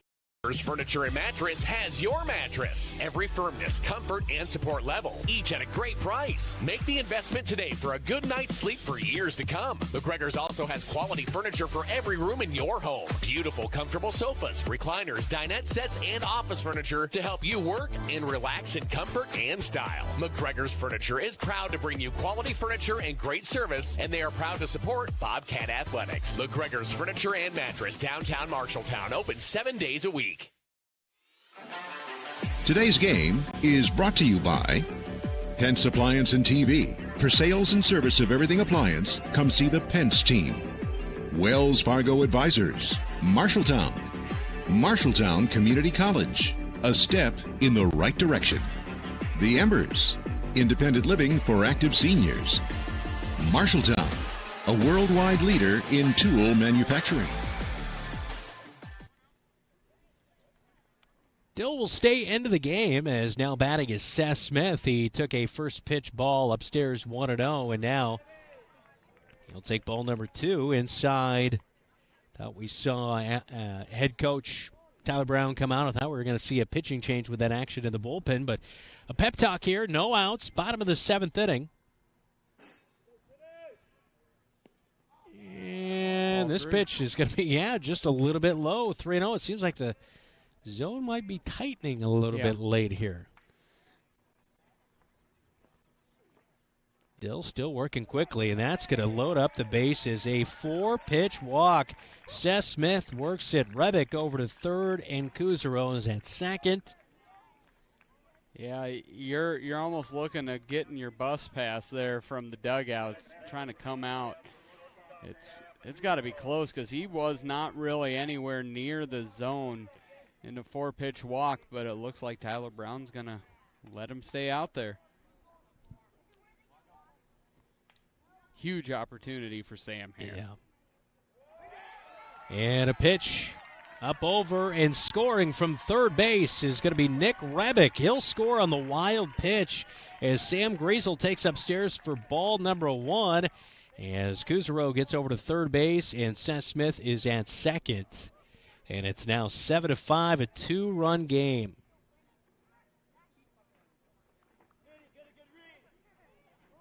Yeah, a little bit like you expecting the pitching change, especially how this innings unfolded. Well, and especially how Dill started out so strong. He had 2 hitless frames, and then started to give up 1 run in the 4th, 1 in the 3rd, 1 in the 4th, and then 2 in the 6th, and now he's already given up 1 here in the 7th to get it back to just a 2-run game. Runners at second and third as it's a 2-1 count to Sam Griesel. Dill working out of the windup. Check swing fouled off. A 2-2 count to Sam Griesel.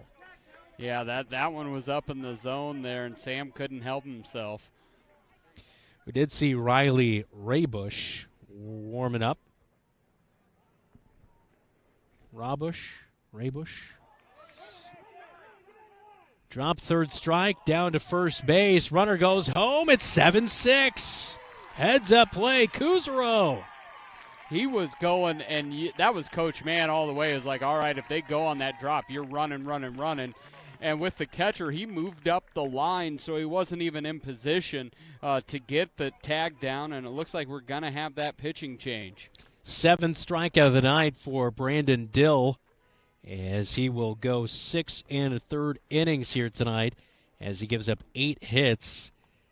And so far he's given up 6 runs as Seth Smith is on third base, so that run would still account for him. But so far tonight, I thought Dill was really good, but he did definitely wear down as the night went along. So into the game is Riley Raybush.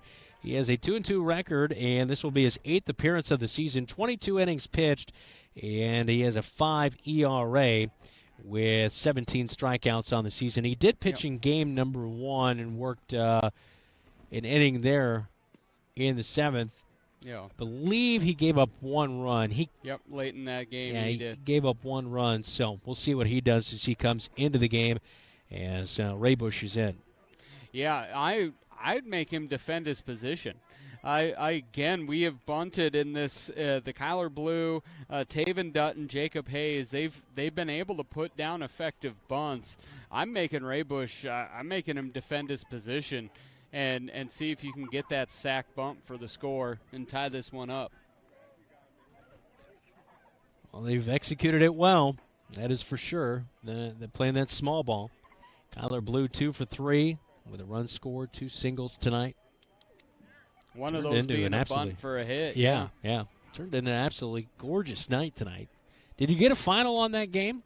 It was 14-7 Bobcats. Okay. And then we have another score. Let's do it.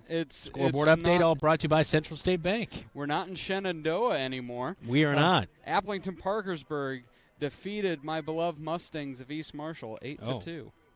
I thought they were that was softball. Or no, that was baseball, sorry. Softball got canceled tonight, I saw, for East Marshall.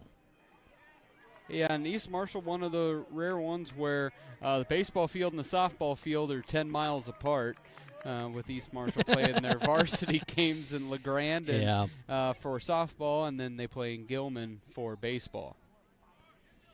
One away, bottom of the 7th inning. Bobcats trying to make a comeback as they have scored 2 runs this inning. Seth Smith is at third base. Batting is Kyler Blue. Bobcats need 1 hit right here just to get this game tied up at 7 apiece. Ogden playing third base and able to come down the line quite a bit because no one is covering third base. Smith is going to be back.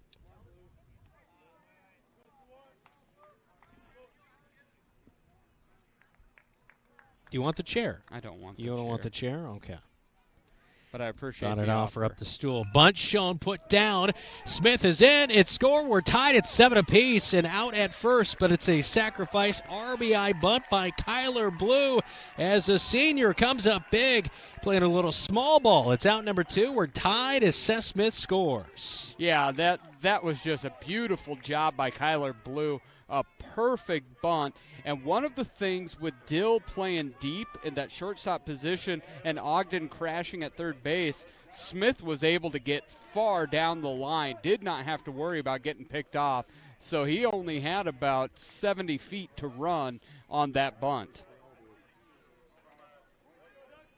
7-7 apiece in the bottom of the 7th as Taven Dutton at the plate. He has a 1-1 count from the pitcher and Riley Raybush.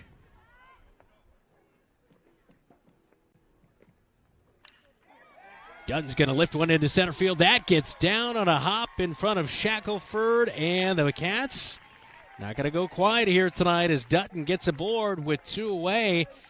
And this will bring up somebody who's been inconsistent this year, Jacob Hayes, but when he has got a handle on it, he can drive the baseball. That is for sure. Yeah, last year hitting well under 100 as an 8th grader, now hitting over 200. As you said, some points where he's had some big hits. This would be as big as a hit he's had all year. Seeing if the Bobcats can finish this one, wrap it up in the bottom of 7. Raybush on the mound as Dutton stands at first. Jacob Hayes so far tonight, a base knock, a strikeout. He had a sacrifice RBI bunt earlier tonight as well. And he'll take a first pitch ball from Riley Raybush. Yeah, he forgot. Righty versus righty in the matchup. Strike on the outer half, 1-1.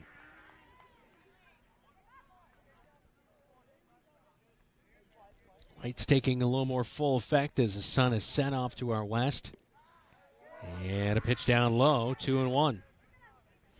Good eye by the freshman.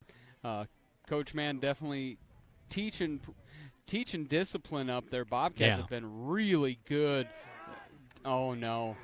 Dutton is off at first base. He's going to get himself in a rundown. Throw was off. He almost could have gone back to first base. Here's a throw down to second base. It's off the line, and Dutton's going to be back into first base as Raybush came over.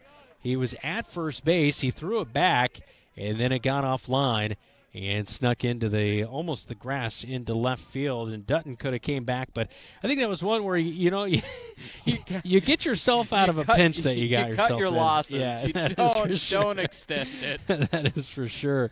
So Dutton still at first base. They'll fire in, and that one is low, and it's going to be a 3-1 count to Jacob Hayes. How about that? A first pitch strike, and then he stays patient, works it to a 3-1. Raybush out of the stretch. And I thought Hayes was going to get a piece of that one, but he got a piece of it, but he fouls it off as he got a little underneath of it. 3-2, full count, 2 outs, 7-7 our score up on the Marshalltown High-B scoreboard. You're at Marshalltown High School. I'm Brandon Lewis, Dylan Does alongside me.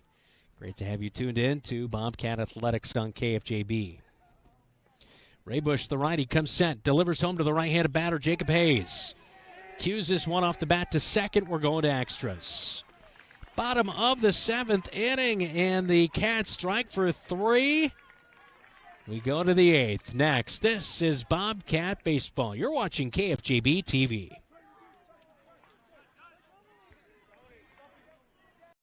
Within a city not far from here. The city includes a beautiful apartment building with indoor parking, a chapel, a movie theater, a swimming pool, exercise and recreational facilities, putting greens, and more. The city isn't really a city, but it is a wonderful place to live. Make friends and live your best life. It's the Embers Retirement Community in Marshalltown. The Embers provides security, independence, and companionship. Beautiful grounds outside and lovely studio, 1- and 2-bedroom apartments inside. See it for yourself. The Embers in Marshalltown.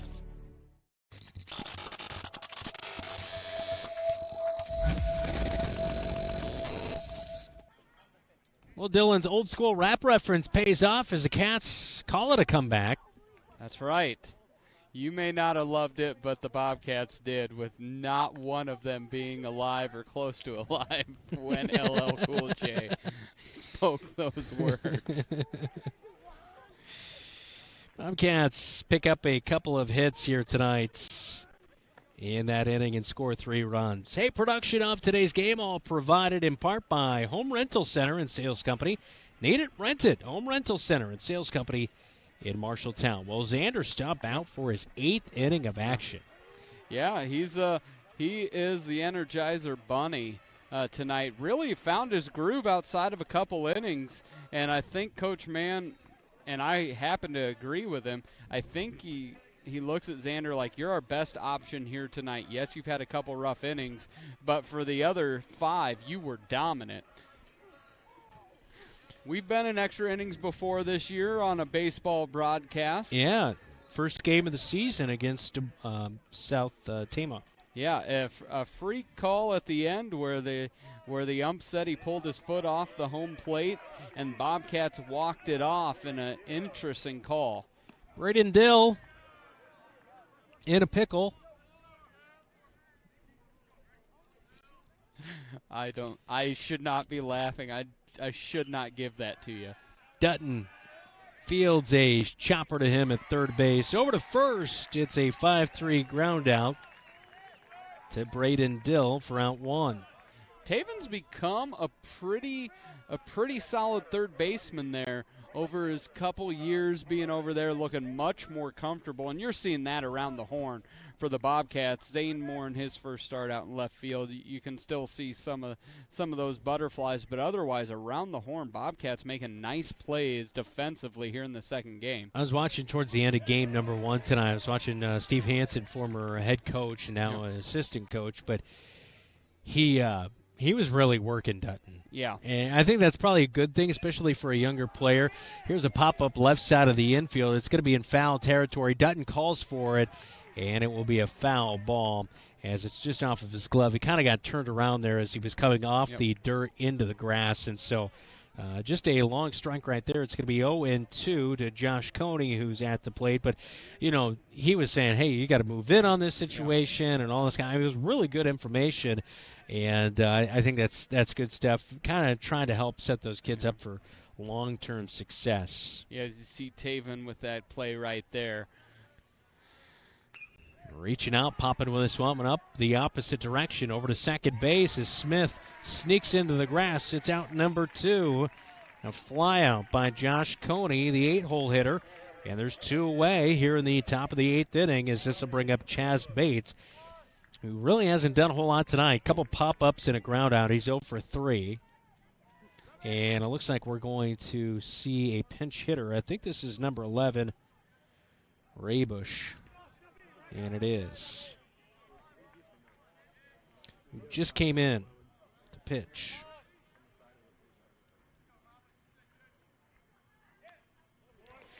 And Raybush will foul it off into the backstop, 1-1. Yeah, Hoover's really been let down by their errors tonight, as you see across the board, 7-11. But those 3 errors, the hat trick of miscues, is glaring on the scoreboard. A pitch just a little bit up from Xander Stupp. It's going to be 2-1. Moore in left field for the Bobcats, just shaded a little bit to his left, so a little more towards left center field. And they'll go away with the pitch. It's 3-1.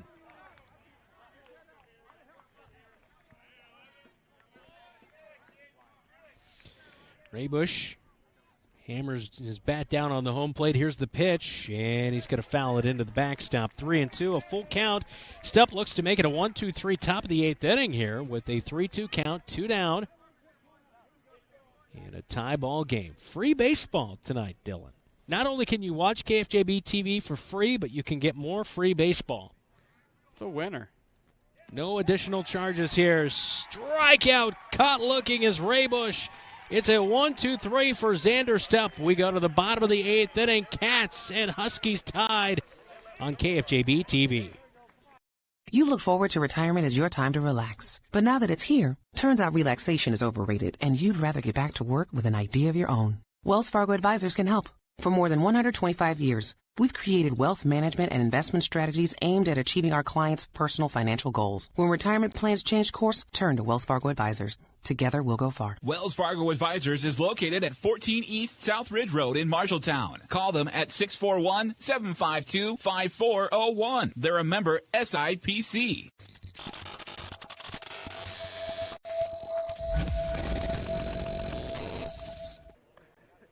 7-7 our score. Raybush back out for his second inning of action for the Hoover Huskies. He'll face the Bobcats' 8-9-1 batters as Xander Stupp, Zane Moore, and Nick Rebick will come to the plate. As I'm looking at Raybush here, he struggled even in some of his warm-ups with control, struggled a little bit late. He's got the heat, but just not the control. So if I'm the 8-9 hitter, if I'm Moore and Stupp, I'm going to be patient up there. I'm not going to be going after that first pitch, and I'm pretty confident Coach Mann's saying the same thing. Make the pitch come to you before you're going swinging out of the zone or getting yourself in a hole. Zane Moore is going to lead things off. A couple strikeouts and a ground out here tonight. What'd you think of his performance? This is really his first look at the varsity level tonight. I think it's what you'd expect from. He's made a couple good plays out there. He's also just had things where you can tell he's rushing. He'll make a play, and it's almost hot potato with the baseball where he'll miss a cutoff here or there. But all intents and purposes, when you look at it, I think Coach Mann has confidence that he's going to continue to grow. So if first time out, solid effort, good effort, mixed results. I like the name, though, Zane. It's a good one. Anything with a Z always sounds like 15% cooler. Xander. Zane. Zeus. Wow. No, definitely not Zach. Not all Z's. Not all Z's. Zach I stand corrected. Zach is intern Zach. Technically, it doesn't start with a Z if you have an intern before your name. That starts with an I. 1-1 on the way as Zane will lift this one in foul territory. It's going to be 1 ball and 2 strikes. Little bit in front of it as it went out into the rock quarry known as Leonard Cole Field. 1-2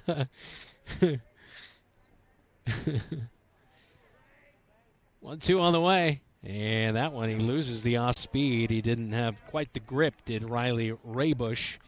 And it's a 2-2 count. Yeah, you've seen Hoover late in this ball game not get the grip, both from Dill and Raybush. Gets him chasing upstairs, a swing and a miss, and it's one away. Zane Moore, retired Xander Stupp, will head to the plate. Yeah, if I'm Hoover, they, especially that bottom third of the order, anything up about to the shoulders to the chin, the Bobcats have really struggled to lay off of it. Xander will take a ball outside and away, 1-0. Yeah, Xander's gotten on base twice tonight. Zeke is another cool Z name. Yeah, we have basically a nephew, not by blood, but by relationship. We have a Zeke in our life. I always think that's a great name. Brandon's middle name is Zebediah, for those keeping track at home. It is. 3-0 to Xander Stupp from Raybush. And he'll take a strike. A little low and outside to Xander Stupp. That top side of the strike zone, a lot of times umps will call that strike zone low. And another strike. And on the other half, 3-2, a full count. And Raybush will load up and fire home, and that one down low, and it's going to be taken for ball number 4. So Xander Stupp works himself aboard with a walk and a good at-bat right there, turns over the lineup to the top of it to Nick Rebick. And this is exactly who you want up in this part. And Nick has done a great job as Xander's gotten on 3 times tonight, and this is the most times Xander's been on in a game all year long. That we've called, for sure. Yeah, he's Zoe. Zoe's another cool Z name. It is, and for those of you watching on YouTube, Zoe Deschanel. Comment your favorite Z name. My phone just died, so I'm not able to look at it. Rebick sends a deep one to center field. This is going to have the center fielder going all the way back. Shackelford to the wall. Xander Stupp over to third, and Rebick slides into second safely with just 1 out here in the bottom of the 8th inning. I thought we were going to see our first Bobcat home run of the season right there initially, but it was too high. Yeah, I was a little bit surprised. Xander was tagging up, and it off the bat did not look like that was going to have any chance to be caught. This game might have been over if Xander wasn't trying to tag up. Raybush is in the game. We'll have a meeting on the mound as Tyler Brown is going to come out and have a little conversation. I think Raybush is going to stay in, but I think they're going to have a situation here to try to figure out how they can get themselves 2 outs with runners at second and third.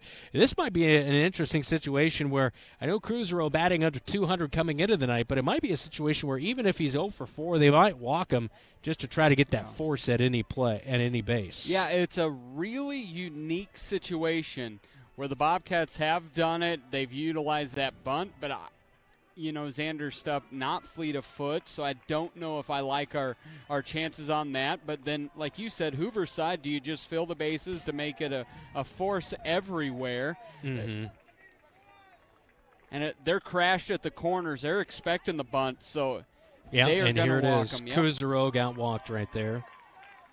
He'll get a board for the second time tonight. He got a board by the way of an E6 last inning and scored a run. Cruzero is aboard. Bases are jammed for Seth Smith, the senior, who walked and scored a run in his last at-bat. He had a double and a run scored in the 4th inning. Big opportunity for the senior. Look how much Ogden has just crashed in on the third base. Yeah, and Smith is trying to just put one right past somebody right here and win this thing. Yeah, he doesn't have to hit it super well because Ogden's literally playing 10 feet, 15 feet in on the grass. Rebick shows bunt. They're going to bring Xander Stepp home. Throw is late. Bobcats win it. 8-7. It's a comeback victory for the Bobcats as they go to 5-21 on the season. Small ball wins it in the end.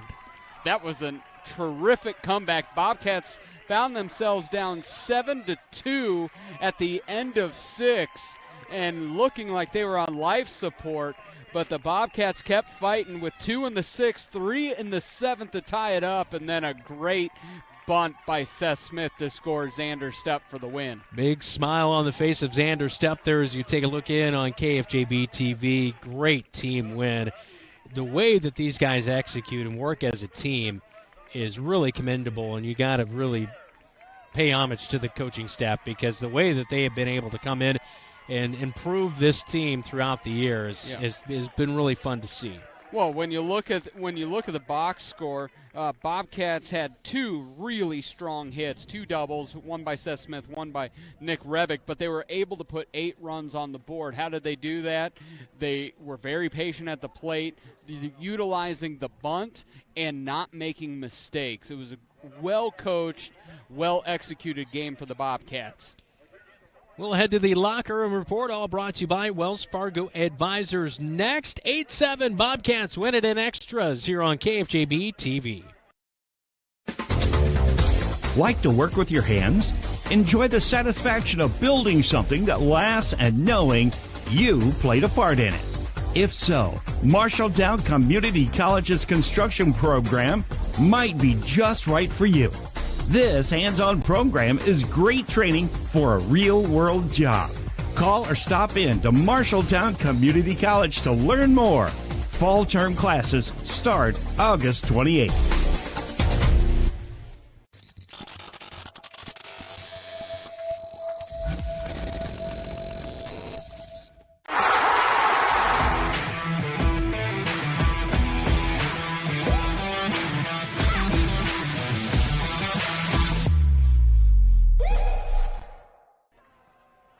That's right. Welcome into the Locker Room Report, all brought to you by Wells Fargo Advisors, located at 14 East Southridge Road in Marshalltown. I'm Brandon Lewis. He's Dylan Doze as a final tonight, 8-7 in 8 innings. Bobcats win game number 2 after being dropped in game number 1, 9-4. Just a great comeback victory. Xander Stepp goes 8 innings tonight. Just an impressive feat out there on the mound. Well, Xander, 6 out of those 8 innings, he was lights out. It was that first and that 5th that gave him some trouble. But coming into that 8th, you and I even talked in between innings, are we going to see him again? And Coach Mann thought, put Xander out there. We don't have the pitch count, but it had to be near 100, if not over. And Xander was just as strong in that 8th inning as he was early on. And then the cherry on the sundae, scoring that final run as well. So 7 runs come across the plate for Braden Dill as he goes 6 1/3. He gave up 8 hits. He did end the night with 7 strikeouts, so pretty good night for him. Coming in relief is Riley Raybush as he ends up just going an inning and not quite an inning, just over an inning of action here tonight against the Bobcats as he did get 1 strikeout here tonight in his relief efforts. But Xander Stepp, 11 hits allowed, 8 innings pitched, 7 runs, and 3 strikeouts. He gets the victory here tonight for the Bobcats. And the Bobcats offensively, it was the top of the lineup that did the job, but we talked about it. Bottom third of the lineup, you got to get some plays. And right there, it was Xander Stepp. 2 runs scored. He did a nice job on the mound. Just phenomenal effort by him here tonight. Yeah, Xander was tremendous. He was really good on the mound. He was able to score a couple runs, got on base 3 separate times, and just that whole bottom third, and actually the last four guys in that lineup got on base, moved runners, scored runs, knocked in runs. It was an all-around effort from the 1 all the way through the 9 in that lineup for the Bobcats. That is for sure. All right, time to name our player of the game, all brought to you by Calvin Rocket Bar and Grill. Open for dine-in or to go. Visit them pre or post-game. Well, our player of the game, we just talked about him, Xander Stepp. I mean, it's just hard to – I mean, Seth Smith came up in the biggest situation of the game and won it. Yep. But the winning run was scored by the guy who got the victory in this one here tonight as well. Yeah, he just – you had to give it to Xander. Nick had a good game as well. But, my goodness, you put in 8 solid innings of work, and then you are scoring the run. Xander was just great tonight. Yep, it really was. Good to see. Good team victory for the Bobcats as they played team ball, got the job done here tonight. We'll talk to head coach for the Marshalltown Bobcats, Alan Mann, when we come back. This is Bobcat Baseball. You're watching KFJB-TV. In today's world, you are what you put on social media. If you don't believe me, go check out Calvin Rocket on Facebook. Not only will you find enticing pictures of delicious specials and favorite menu items, you'll also see a whole lot of Bobcat pride. From football to fine arts and everything in between, Calvin Rocket is always sharing what makes them proud to be Bobcats. Keep up to date with Calvin Rocket specials and events at facebook.com/Calvin Rocket Marshalltown. Share the pride, and don't forget to share the cheese curds. There's nothing like enjoying a bicycle ride on Lynn Creek Trail. The ride gets even better when you take a break at Wandering Creek Golf Club. No, not to golf, but to enjoy your favorite cold beverage. Wandering Creek Golf Club in Marshalltown is known for its premier golf course and its 2 full-swing simulators. But did you know it's right off the bike trail next to Grimes Farm? It's the perfect place to stop to relax under the pergola and enjoy a drink with friends. Travel the trails of Marshall County, but make Wandering Creek your destination. You're an empty nester closing in on that retirement property. Chances are your plans didn't include mom moving in, but life happens and you do the right thing. Wells Fargo Advisors can help. For more than 125 years, we've created wealth management and investment strategies aimed at achieving our clients' personal financial goals. When retirement means caring for yourself and a loved one, turn to Wells Fargo Advisors. Together, we'll go far. Wells Fargo Advisors is located at 14 East South Ridge Road in Marshalltown. Call them at 641-752-5401. They're a member SIPC.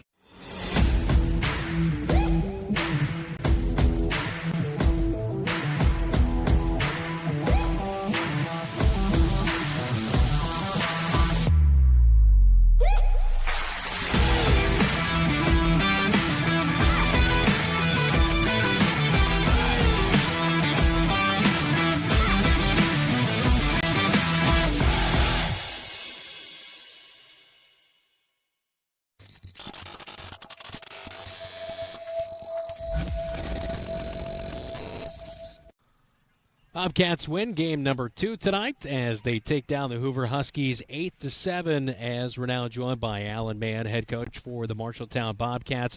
Coach, 2 runs in the 6th inning, and then you scored 3 in the 7th, and then win it in the 8th in extra innings tonight. What a great comeback for the Bobcats, as your team just never gave up. We've seen that a lot this year, but that was a great morale booster, I'm sure, coming back after a 9-4 loss in game 1. You know, in a night full of things that we really didn't do well, the kids continue to battle and compete. And there's a lot of things that we practice, and it was on display tonight. And when it mattered, we executed. Yeah. And this one feels really, really good, just because the kids continue to compete when, you know, it would have been easy to fold and roll over. Yeah, that is for sure. How about Xander Stepp? He scores 2 runs for you in the 9-hole tonight, and he scores the winning run on a great play by Seth Smith to get that bunt down. But he goes 8 innings. I'm sure he threw over 100 pitches tonight, but 8 innings, 11 hits, 7 runs, 3 strikeouts, and just kind of the definition of going out there and battling out on the mound. What was your message? Because we did see you come out, I think, once or twice here tonight for mound meetings. You know, we talked a little bit there after the first. We're like, oh, all right, do we need to make a change here?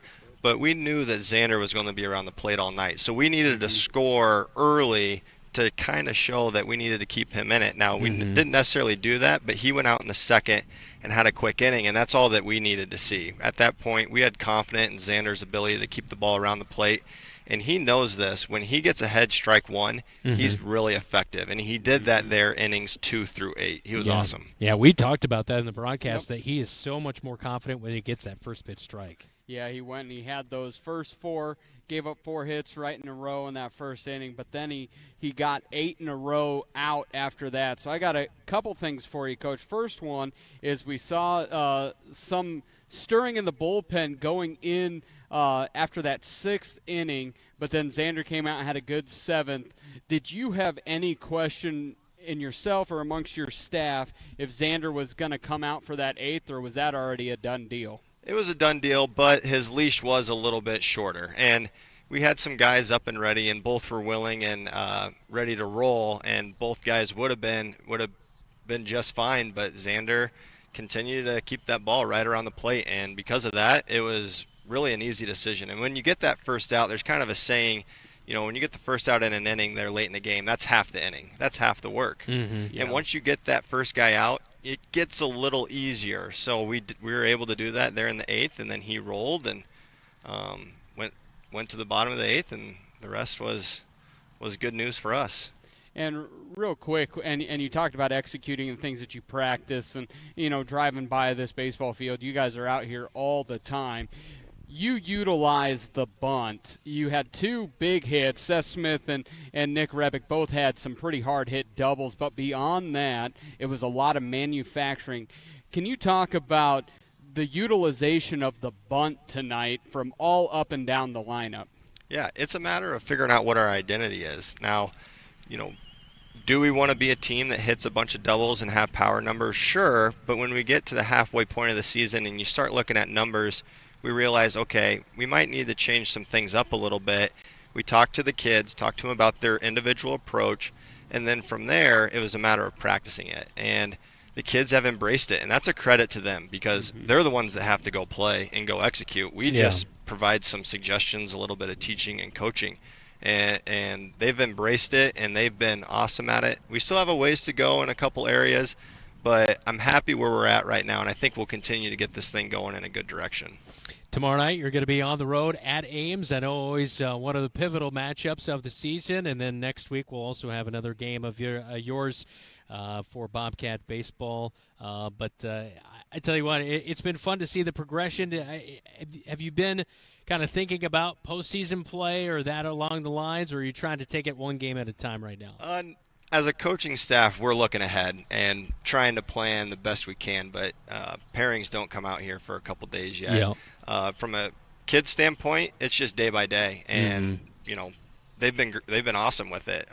Today was a long day, weights in the morning, so it was just kind of one piece at a time here on this Wednesday. Yeah. And that's all the kids need to know. Tomorrow they'll wake up, we'll do it again, and we'll go play 2 against Ames. Yep. Good luck on the road tomorrow night, Coach. Thanks for the time tonight. Yeah, thanks for covering, guys. All right, that is head coach Alan Mann. This is Bobcat Baseball. You're watching KFJB-TV.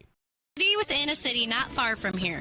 The city includes a beautiful apartment building with indoor parking, a chapel, a movie theater, a swimming pool, exercise and recreational facilities, putting greens, and more. The city isn't really a city, but it is a wonderful place to live. Make friends and live your best life. It's the Embers Retirement Community in Marshalltown. The Embers provides security, independence, and companionship. Beautiful grounds outside and lovely studio, 1- and 2-bedroom apartments inside. See it for yourself. The Embers in Marshalltown. Marshalltown knows competition. We started forging trowels in 1890 and evolved into manufacturing tools for masonry, drywall, concrete, flooring, tile, paint, and more. Today, we're still going strong. Marshalltown strong. As a worldwide leader in manufacturing, we crush the competition. We believe in our community and are proud to support Bobcat Athletics.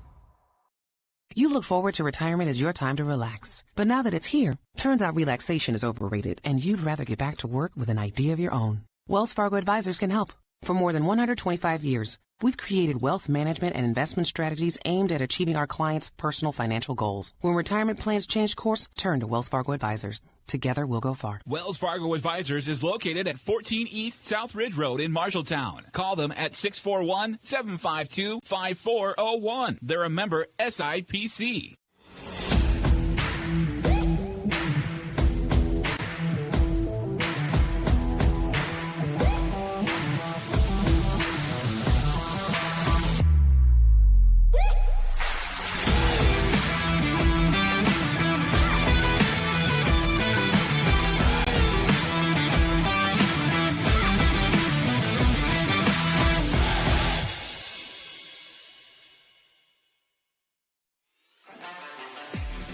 Today's game is brought to you by Sports Plus, Sports Medicine and Physical Therapy Center, sportsplusTherapy.com. Edward Jones, Zach Wall, your financial advisor in Marshalltown. Capon and Brown, your local premier Lennox dealer. Zeno's, a family tradition in Marshalltown for over 70 years. McGregor's Furniture and Mattress, with quality furniture for every room in your home. Let's get a final score tonight in game number 2, 8-7 in 8 innings. Yeah, we go an extra inning, and the Bobcats win this one at home at Marshalltown High School. Time for a scoreboard update, all brought to you by Central State Bank. Just like the guys, the Marshalltown Bobcat gals dropped the first one to Hoover, but came back in the nightcap and beat Hoover 14-7 behind Briley Danielson in the circle and Emma Stupp hitting, going 3 for 3. Around the state, Applington Parkersburg defeated the East Marshall Mustangs in baseball 8-2. Indianola beats Norwalk 2-1, and Hudson has no problem with South Hardin 10-2. Yeah, big night for both the Bobcat softball and baseball teams getting a victory here tonight on their home turf. Hey, our next broadcast is coming up on Tuesday night as we will have softball action as we'll be at home against Des Moines North. It is a varsity doubleheader, game 1 at 5 and game 2 at 7. Marshalltown against the Polar Bears, and that one coming up on Tuesday night. And then next Thursday will be our next following baseball broadcast as Waterloo East will be in town. Postseason play right around the corner as well, so looking forward to that. Well, for our crew here tonight, he's Dylan Dose. I'm Brandon Lewis. Our camera guy tonight, Keith Stewart, as well as Zach Tomish, our producer. Jeff Brooks, our producer, back at the studios, also getting us scores. Appreciate that, as always. Hey, be sure to hit the like and subscribe button on KFJB-TV at youtube.com/@KFJB-TV.